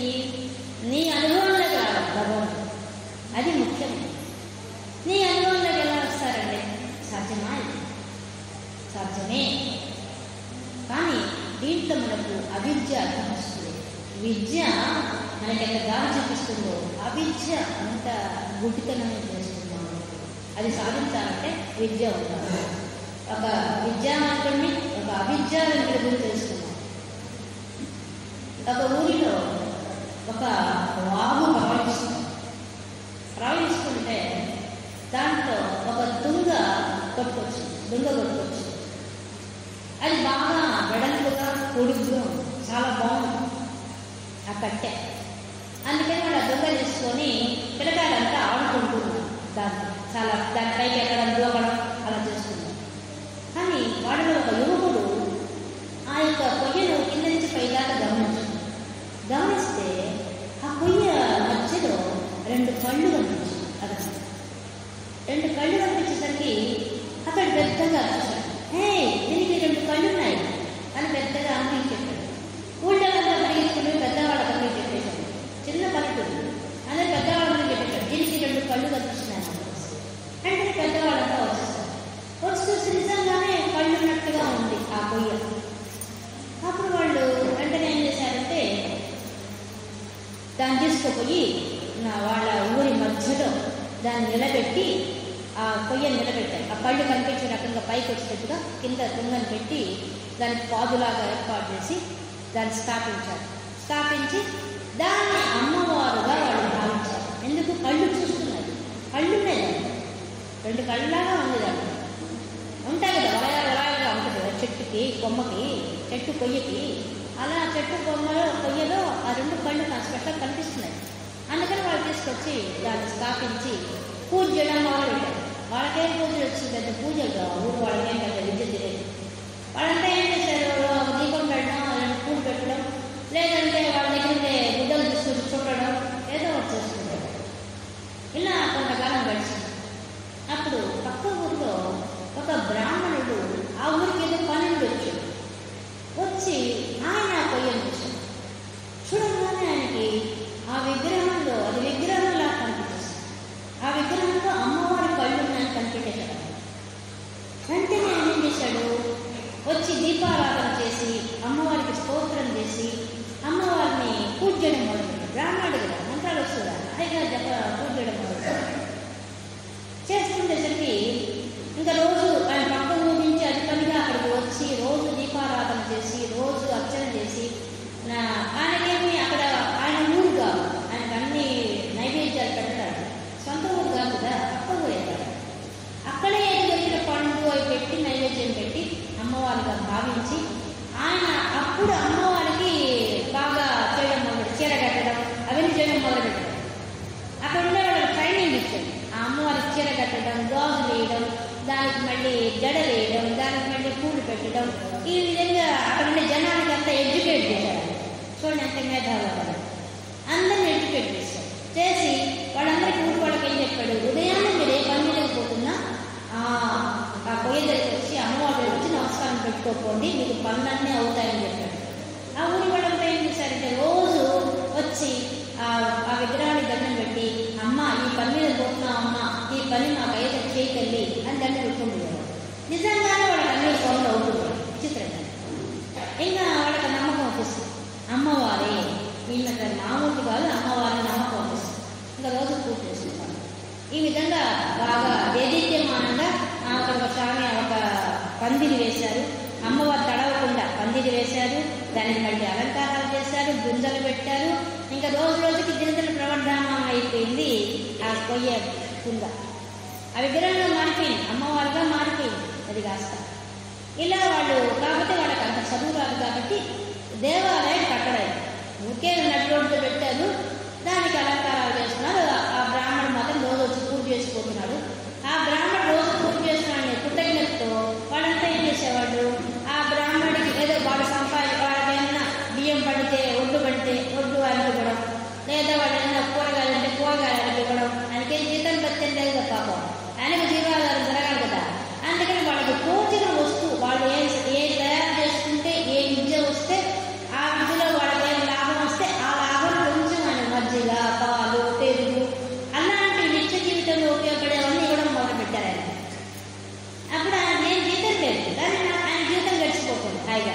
ఏముంది, ఈరోజు కూరగాయలు వస్తే ఈరోజు బియ్యం వస్తే ఈరోజు పాలు పెరుగు వస్తుంది, ఆయన జీవితం గడిచిపోతుంది హాయిగా. అబ్బా బాగుంది, రోజు ఇక దీపారాధన చేసినందుకే నాకు ఇంత ఫలితం వస్తుంది, ఆయన కూడా హాయిగా సంతోషంగా కాలం గడుపుతున్నారు. ఇలా కొంతకాలం అయిన తర్వాత ఏమైందంటే ఒకరోజు ఈ బ్రాహ్మణుడు వచ్చే సమయానికి దూరంగా ఒక గుర్రం మీద ఒక మనిషి నిలబడ్డాడు. గుర్రం మీద నుంచి దిగుతున్నాడు. ఆయన చేతిలో కత్తి ఉంది. ఆయన చూశాడు, ఓ ఇట్లాంటి వాళ్ళంటే దొంగలయ్యంట, బందిపోటు దొంగలైతే అక్కడ వచ్చేవాడు. ఆ రోజు వీడెవరో బందిపోటు దొంగలా ఉన్నాడు, వాళ్ళు వీళ్ళు నాకెందుకు వచ్చిందని చెప్పి ఆయన దూరంగా చెట్టు చాటున్నాడు చూస్తున్నాడు. వాడేం చేశాడు? అంతా చూశాడు, అక్కడ ఎవరు లేరు, అంత తలుపు వేసుకుని ఎవరి పాటు వాళ్ళు పనులు వెళ్ళిపోయారు. అది తెలిసిపోతుంది ఆ పల్లెటూరులో ఏం పెద్ద సంపద ఉన్న వాళ్ళు ఎవరు లేరు అక్కడ. అర్థమైపోయింది, ఏం దోచుకోవడానికి ఏం లేదు. అందుకని వాడు ఏం చేశాడు? వాడికి ఎదురుగా దొంగ కనిపించింది. అది అమ్మవారిని వీడు పూజ చేస్తున్నారు. వాడేమనుకున్నాడు? అది కొయ్యలా కనిపించింది. దీని కానీ కట్టెలు కొట్టేశామంటే ఈరోజు అమ్మేస్తే 40 వచ్చాయి చా ఏ పని చేద్దాం అమ్మేసినాం. వెంటనే గొడ్డలు తీసుకున్నాడు. వాడి పోయి వేసి ఆ కొయ్యను కొట్టబోయాడు. కొట్టబోయేసరికి లోపల నుంచి గంటలు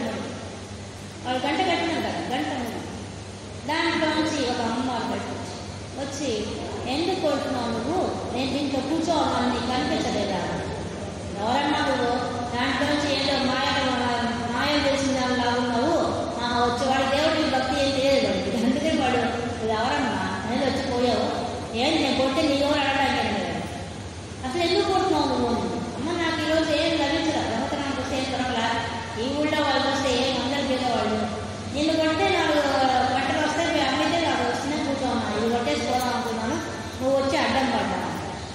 అప్పుడు ఆమె నీకు కావాల్సిన డబ్బులే కదా. అవును.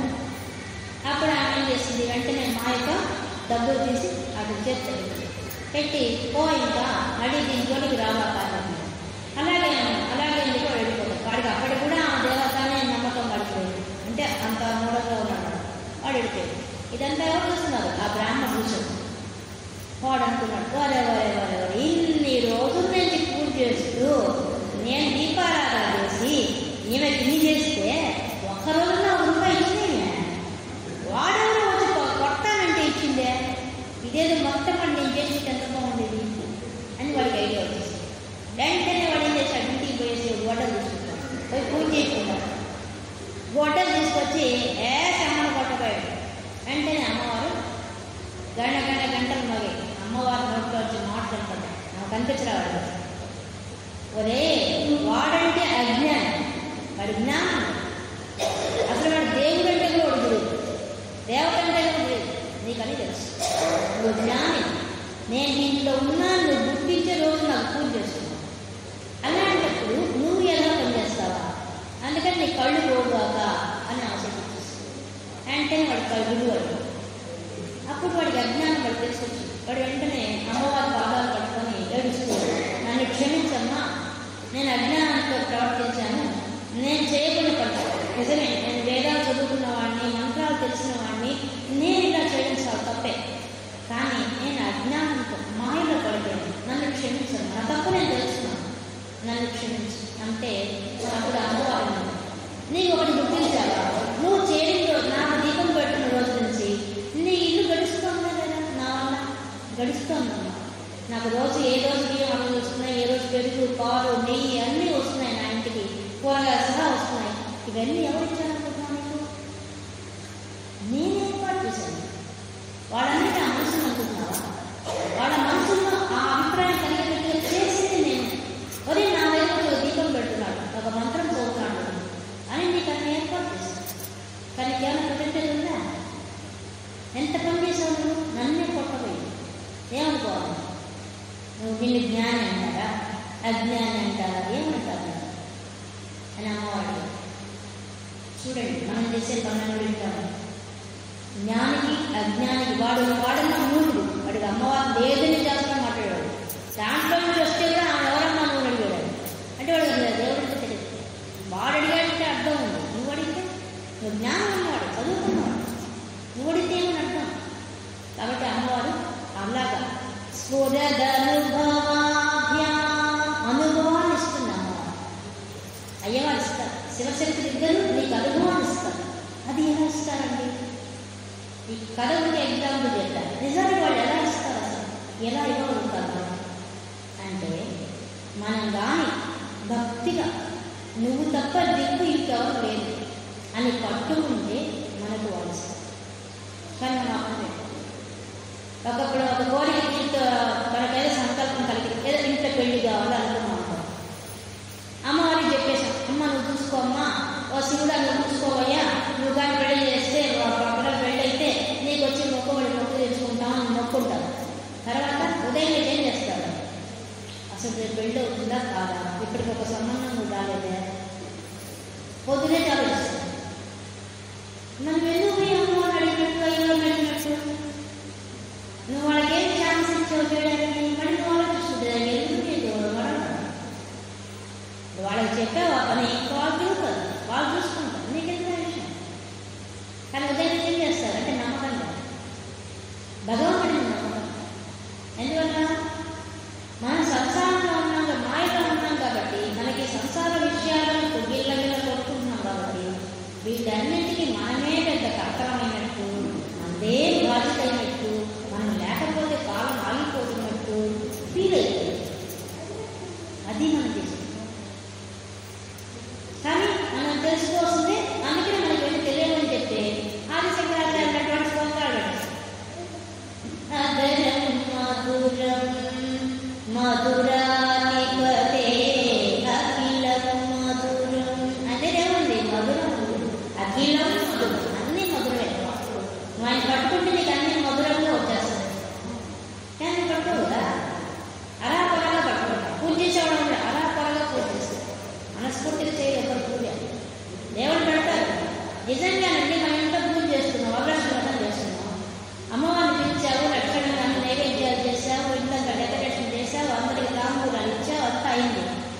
పక్కనే అమ్మవారు ఉంటే నువ్వు మాట్లాడతావు అసలు? నీ ఇంటికి అమ్మవారు వచ్చుంటే నువ్వు మాట్లాడతావా? అంటే నేను నమ్మకం ఏదో ఆడడానికి పూజ చేశాను. నిజంగా అమ్మవారు పిలిచావు కదా, నువ్వు వచ్చినదండి ఇంటికి. వచ్చినప్పుడు ఎంత శ్రద్ధగా ఉండాలి ఆమె చేసిన పూజ. అమ్మవారు అక్కడే కూర్చోవాలి, నా ఎదురుగా ఉంది. అమ్మ నేను పెట్టే నైవేద్యం నేను తెలియకుండా చేస్తుంటా వంట, ఏదో తల్లి సర్దుకొని తీసుకో అని మాట్లాడుంటావా? ఏ రోజున మాట్లాడామా? పూలు పెడుతున్నావు, పూలన్నీ కెమికల్సే. అమ్మ కెమికల్స్ పూలు తెచ్చి పెడుతున్నావు తల్లి, క్షమించి ఏదో నాకు దొరికినట్టు పెడుతున్నావు తల్లి. నువ్వు ఇచ్చిన ప్రకృతి పాడు చేసినాము, పాడు చేస్తే లభించిన అమ్మ ఏం చేయమంటావు, తీసుకో క్షమించమ్మని ఇస్తున్నాను. అగరబత్తి పెడుతున్నావు, కెమికల్స్ అగరబత్తి పెడుతున్నావు. అమ్మ నన్ను క్షమించి తల్లి, ఈ అగరబత్తి పెట్టాలని దౌర్భాగ్యం నాకు పట్టింది, మంచిది లేదు నా దగ్గర, ఏం చేయమంటావు? వాసనలు ఇస్తున్నావు, అన్ని కెమికల్సే తల్లి, నన్ను క్షమించి అని ఎప్పుడైనా నమస్కారం పెట్టామా? వేసుకో మా సామాడంగా నాకు అగరబత్తి వెలిగించామా, తిప్పేసామా, ఇంత కట్ట తిప్పేసామా, పెట్టేసాం. కర్పూరం తీసుకొస్తే అది కెమికల్. ఏది కెమికల్ కాదు చెప్పండి. మనం ఉపయోగించే పూజలో ఉపయోగించే ఆఖరికి నూనెలో కూడా కల్తీ. ఏది నువ్వు శుభ్రంగా పెడుతున్నావు భగవంతుడు? ఏదైనా ఇస్తున్నావు మనం భగవంతుడిని? బాగా ఆలోచించండి. మనం చేసే ఏ పనిలో భక్తి ఉందా, శ్రద్ధ ఉందా? కల్మషం లేనంటూ ఉందంటే ఒకటే మనసు. ఇదొక్కటి కల్తీ లేకుండా అలన్నా ఇస్తున్నామా? ఇది కూడా కల్తీనే. అరాపరా ఇస్తాం. ఏదో అమ్మవారు కూర్చోవద్దులే, వేసుకో, కుంకుమ వేస్తాను వేయించుకో, పూలు వేస్తాను వేయించుకో, నక్షత్రం వేస్తాను వేయించుకో, ఇదే నీ డ్యూటీ. వచ్చి కూర్చున్నావు కదా, అదే వేస్తున్నా వేయించుకో, అయిపోయి పూజ. అది మనం చేస్తాం. అవునా కాదు? మీరు అంతా చెప్పండి. మనం చేసే పూజ ఇద్దరికి ఎవరు చేస్తున్నాం రోజు? నిజంగా మనసు ఇవ్వలేము. భగవంతుడికి మనసు ఇవ్వడం చాలా కష్టం, చాలా చాలా కష్టం. పొద్దులేసి మనం క్షమాపణ చేసుకోవడానికి మన జీవితం సరిపోతుంది. క్షమించమ్మా క్షమించమ్మా క్షమించమ్మా, అన్నిటికీ క్షమాపణ. ఒక ఆహార పదార్థం నైవేద్యం పెడితే అన్నీ కలిపింది, అన్ని కెమికల్స్, అన్ని మందులు వేసుకొచ్చినాయి, కూరగాయలు ఏంటి అన్నీ. నువ్వేం పెడుతున్నామో అది స్వచ్ఛమైన నెయ్యి, ఆవు నెయ్యి ఏదో సరే, స్వచ్ఛమైన గానుగ నూనె ఏది ఎక్కడ అన్ని ఇప్పుడు అన్నీ అంటే కల్తీ నూనె. ఏ నూనె వాడుతున్నాం? భగవంతుడు ఏం ఇస్తున్నాము? ఆయన అంత ఇచ్చాడు, పంచభూతాలు ఇచ్చాడు, పంచ జ్ఞానేంద్రియాలు ఇచ్చాడు, పంచ కర్మేంద్రియాలు ఇచ్చాడు, నీకు మనసు బుద్ధి అన్నీ ఇచ్చాడు. నువ్వేమి ఇస్తున్నావు? ఏం థ్యాంక్స్ చెప్తున్నావు అంటే పొద్దున్న ఏం చెప్తున్నావు? అసలు ఒకసారి ఆలోచించాను. ఒక్కటన్నా నీసం ఇది ఇస్తున్నాను భగవద్గీత మనస్ఫూర్తిగా. నేను ధ్యానం చేస్తున్నా ఉంటాను కదా, ధ్యానం చేస్తున్నానంటే జాగ్రత్తగా మనసు చేస్తున్నారు భగవద్గీత ఇస్తున్నారు. ఆత్మవిమర్శ చేసుకుంటే మనం ఎన్ని సంవత్సరాలు చేస్తున్నామో దాంట్లో కనీసం ఒక 24 గంటలు కూడా ఇచ్చింది. బాగా చూసుకుంటాము. 24 గంటలు కూడా ఇచ్చింది. ఎన్ని సంవత్సరాల నుంచి నువ్వు చేయి, మనం ఆత్మవిమర్శ చేసుకుంటాం. కాబట్టి భగవంతుడిని నమ్ముకోవాలంటే అందుకే ఈయన చెప్తాడు, ఆత్మార్పణ దృశ్య అని చెప్తాడు. సౌందర్య శివానంతగా ఉంటుంది. ఒక్కొక్క శ్లోకంలో ఒక్కొక్క విషయాన్ని మనకు మొట్టిగా వేసి చెప్తాడు. ఇట్లా ఉండాలి. కంచిత్కాలం మహేశ కంచిత్కదా కర్ణనై. నువ్వు ఎలా పూజ చేయాలని చెప్పాడు, నువ్వు ఎలా ధ్యానం చేయని చెప్పాడు. చెప్పని విషయం లేదండి. శివానంద బాగా అద్భుతంగా చెప్పాడు. అసలు ఒక్కొక్క శ్లోకానికి ఒక్కొక్క పాదానికి ఒక్కొక్క కథగానే ఆయన వీటిలో ఎవరో కాదు, ఆయనే చెప్పుకుంటే శివుడివే. మనకు సంవత్సరం చెప్పుకున్న ఈ పుస్తకం కాపాడు. అంత కష్టం. ఆ పుస్తకం 100 శ్లోకాలు కంప్లీట్. ఎవరి కథలో కాదు, వాడి శివుడి కథలే. ఏం తీసుకోవాలి, శివుడి భక్తుల కథలు తీసుకుంటే కంప్లీట్ కాదు. అంత గొప్ప విషయం ఉంది శివానంద. పాపోత్పాత విమోచనాయ రుచిరైశ్వర్యాయ మృత్యుంజయ. ఏమడిగాడండి ఆ శ్లోకంలో? అద్భుతంగా అడిగాడు. మనం ఎవ్వరూ అడగాల్సి ఇట్లా అడగాలని విషయంలో మనకు తెలియదు. ఆ వచ నాకు వాక్కులే, నాకు ముసల్తనం వస్తే నా కళ్ళు కనిపించకుండా చేయగాక, నా చెవులు వినపడకుండా చేయగాక, నా శరీరం నడవకుండా చేయగాక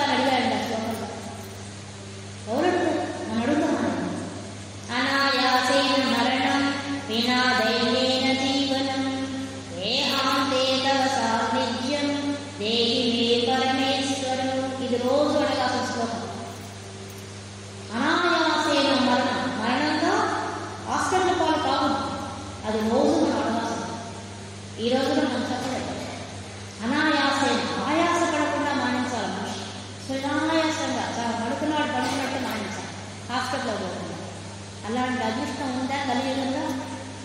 ఎంతమంది హాస్పిటల్లో పడి మరణిస్తున్నారు. అనాయాసేన మరణం వినా దైన్యేన జీవనం. దేహీని ఒకరిని అర్థించకుండా జీవితం గడిచిపోవాలి.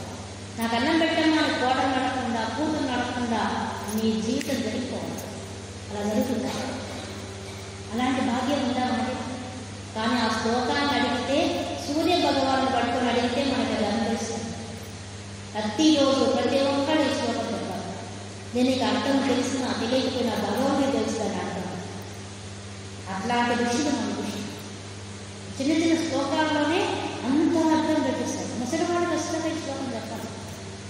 ఈయన దైన్యేన జీవితం, జీవితం అయిపోయిన తర్వాత వెళ్ళకపోవద్దా? పరమేశ్వర నిన్నే చేసుకోవాలి, మళ్ళీ జన్మించదు. ఇది ఎప్పుడైనా మనం అడుగుతాం? మళ్ళీ జన్మించదు. చాలు, ఈ జన్మ కావాలని మన గొడ్డు. దీంతోనే ఏగలేక నా శరీరంతో ఏది అల్లడిపోయి చాలు చాలు ఇంకొద్దు. దేహాంతే తవ సాన్నిధ్యం, నీ సాన్నిధ్యం చేరుకోవాలి. చాలు, ఈ భాగ్యం నాకు ఇవ్వయ్యే చాలు. ఇదొక్క కోరిక మనం కోరాల్సింది. అడుగుతున్నాను, ఎంతమంది అడుగుతున్నాయి కోరిక? ఎంతమంది తెలుసు ఇది అడగాలి. ఈ యొక్క శ్లోకం చాలండి జీవిత ధన్యమే. ప్రతిరోజు ప్రతి నిమిషం మనం అడగాల్సిన శ్లోకం ఇది. మనం అడగలేదని వాళ్ళ దృష్టిలో అడిగేస్తాం. వాళ్ళు చెప్పేస్తారు, నీకు అడగదని చేతరాదు, మేము అడుగుతాం. నేను చదువుకోండి స్తోత్రాలు. చంద్రశేఖర చంద్రశేఖర చంద్రశేఖర పాహిమా, చంద్రశేఖర చంద్రశేఖర చంద్రశేఖర రక్షమా. ఇప్పుడు చెప్పుకున్నాం చంద్రశేఖర్. చంద్రవందనం ధరించున్నాడు ఆయన. ఎందుకు ధరించాడు? ఇప్పుడు చెప్పుకున్నాం. కాలంలో కాలం ఆయన చేతిలో ఉంది. అటువంటి ఆయన పెట్టుకుంటే ఏమవుతుంది? నీ కాలాన్ని ఆయన పెట్టేస్తాడు. చాలు, జన్మ జన్మ అలాంటి అవకాశం ఇస్తుంది. చూడండి, స్తోత్రాలని ఆయన రచించిందే. రాజశేఖరాచార్య రచించింది. మార్కండేయుడు కానీ ఒక స్తోత్రం శివుడు ఏం తీసుకున్నా కూడా నీ జీవితం తరించు. చదివితే చాలండి. నువ్వు అర్థం తెలుసుకున్న తర్వాత తెలుసుకో. ముందు నువ్వు చదువుతూ ఉంటే నీకు తెలిసిన తెలియకపోయినా భగవంతుడు తెలుసు. ఇప్పుడు మనంతా ఎట్లయిపోయామంటే మనకే స్తోత్రాలు తెలియదు. రోజు ఒక శ్లోకంలో ఒక్క శ్లోకంలో చదవము. భగవద్గీత ఒక శ్లోకం చదవము, సౌందర్యం కనీసం లలితా శాస్త్రం, విష్ణు శాస్త్రం, వాటిలో ఉండే మీనింగ్ కూడా అదే. విష్ణు శాస్త్రంలో ఉండే మీనింగ్ కూడా అదే. ఇంకేం లేదు అక్కడ కూడా. విశ్వం విష్ణు, విశ్వం అంతా వ్యాపించిన వాడు విష్ణు. వాడే చెప్పేసి ఎవరు అనుకుంటున్నారు విష్ణువు మీరు? విశ్వం అంతా వ్యాపించిన. నువ్వేం చేస్తే నీకు ఫలితం వస్తుంది అంటే షట్కార. నువ్వు యజ్ఞం చేస్తే ఆయన తెలుస్తావు. ఏం యజ్ఞం చేస్తావు? మనం చేసిన 4 యజ్ఞాలు ఏం లేదు. పితృణం తెచ్చుకోవాలి. తల్లి తండ్రిని ఫస్ట్ గౌరవించాలి. ఆడవాళ్ళకైతే అత్త మామూలు కంపల్సరీ. అది ఒక యజ్ఞం. నువ్వు ఆ యజ్ఞం చేసినా నీకు కల్పిస్తావు. ఋషి యజ్ఞం ఇలాంటి పుస్తకాలు చదివితే నీకు ఋషి యజ్ఞం చేసిన ఫలితం వస్తుంది. మళ్ళీ పితృణం తీరుతుంది, ఋషి యజ్ఞం తీరుతుంది. మళ్ళీ విశ్వంలో ఉండే పంచభూతాలు వాటన్నిటి మనతో పుట్టిన జీవరాశికి ఏదో ఒక గుడ్డి పెట్టాలి. ఒక చీమకో దోమకో అంటే మన గుడ్డి తాగుతుంది. మనం చెప్పకూడదు. మిగతా వాటి అన్నాటి జీవరాశికి ఏదో ఒక ఫుడ్ అలాగే తెచ్చుకో. మనకి ఇచ్చిన అంతే, చాలా తక్కువ ఇచ్చేసాడు. రెమెడీస్ మన దగ్గరే ఉన్నాయి. ఇక్కడ మనకి భగవద్గీత చెప్పేస్తుంది ఆ విషయం. ఇవన్నీ ఇచ్చేసేయండి చాలు, మీ చేత పాపం అంతా తీసేస్తామంటారు. కేవలం ఏం చేస్తాం? మనం వింటే కదా, మనం చదివితే కదా, మన తెలియలేదు. మనం చదివితే మనకి 2 విషయాలు తెలుస్తాయి. వాళ్ళు ఏం చెప్తారు, అసలు ఏముంది, మన శాస్త్రాల్లో ఏం చెప్తున్నారు, అసలు మనం ఎలా జీవించాలో చెప్పేశారండి వాళ్ళు. మనం చెప్పని విషయం లేదండి. నువ్వు ఏ టైంలో నువ్వు ఎన్ని ముద్దలు అన్నం తినాలో లేదని చెప్పేశారండి. నువ్వు రోజు 16 ముద్దలు అన్నమే తిన్నాను. మధ్యాహ్నం రాత్రికి 16 ముద్దలు అన్నమే తిన్నాను. షోడశ కళానిధికి షోడశోపచారములు అన్నమయ్య. షోడశ కళానిధి 16 కళలతో ఉన్నాడు ఆయన. ఎవరు? వెంకటేశ్వర ఉన్నాడా? వెంకటేశ్వర కూడా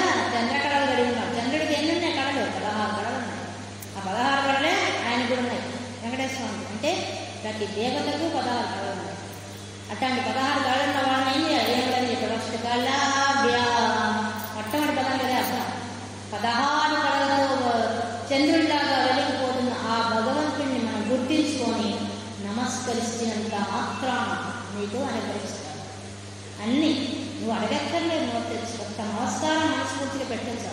ఇప్పుడు నమస్కారం ఏం తెలిసినా మీకు ఇక ముందు పెట్టాడు హాయిగా అనుకుంటాడండి. ఈ దేహం నాది కాదు, ఈ పంచజ్ఞానేంద్రాలు పంచకర్మేంద్రాలు నువ్వు ఇచ్చిన భిక్ష అనుగ్రహించు అయితే ఒక్క నమస్కారంతోనే నీకు.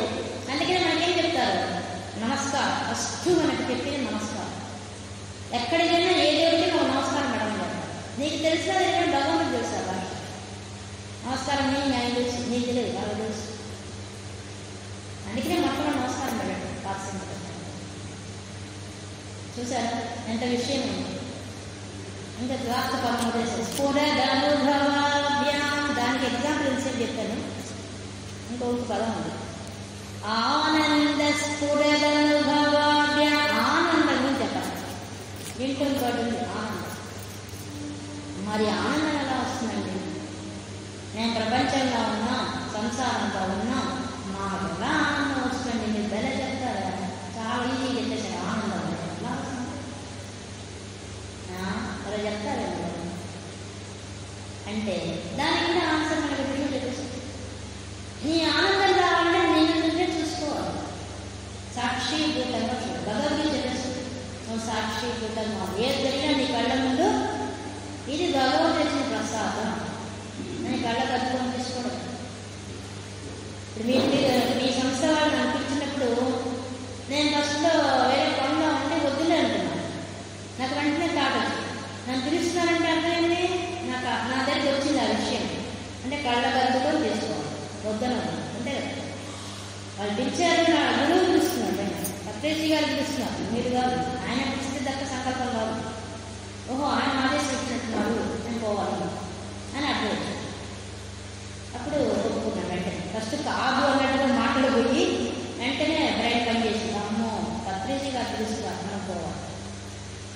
ఎందువల్ల నేను అప్పుడు సంస్థలో ఉన్నప్పుడంతా అనుకున్నాను నేను ఖచ్చితంగా మరణం లేని మీరు అనే పుస్తకం గురించి నేను చెప్పాలి, ఇప్పుడు స్పీచ్ ఇవ్వాలనుకున్నాను. కానీ అది సాధ్యం కాదు. కానీ నాకు అర్హత ఏముందో ఆయన తెలుసు కాబట్టి అర్హత ఎక్కడ ఉంది? సౌందర్యాలలో సేవామండలాల్లో ఉంది. అందుకని ఇవి చెప్పమన్నాడు. ఆ పుస్తకం వద్దు, ఇవి చెప్పుకోవాలి. అంటే ఏం చెప్పాలో కూడా డిసైడ్ చేశాడు. అని నాకు తెలియదు, నా అర్హత నాకు తెలియదు, ఆయన తెలుసు. అందుకని చెప్పండి రా రా రా ఇది చెప్పురా. కాబట్టి ఆనందమే కదా. నువ్వు ఏది నీ దగ్గరికి వచ్చినా కళ్ళ కట్టుకొని తీసుకోవాలి. సుఖం వచ్చినా దుఃఖం వచ్చినా. భగవంతుడి స్పెషల్ క్వాలిటీ ఏంటి? ద్వంద్వాతీతుడు. పరమాత్మ ఎవరు?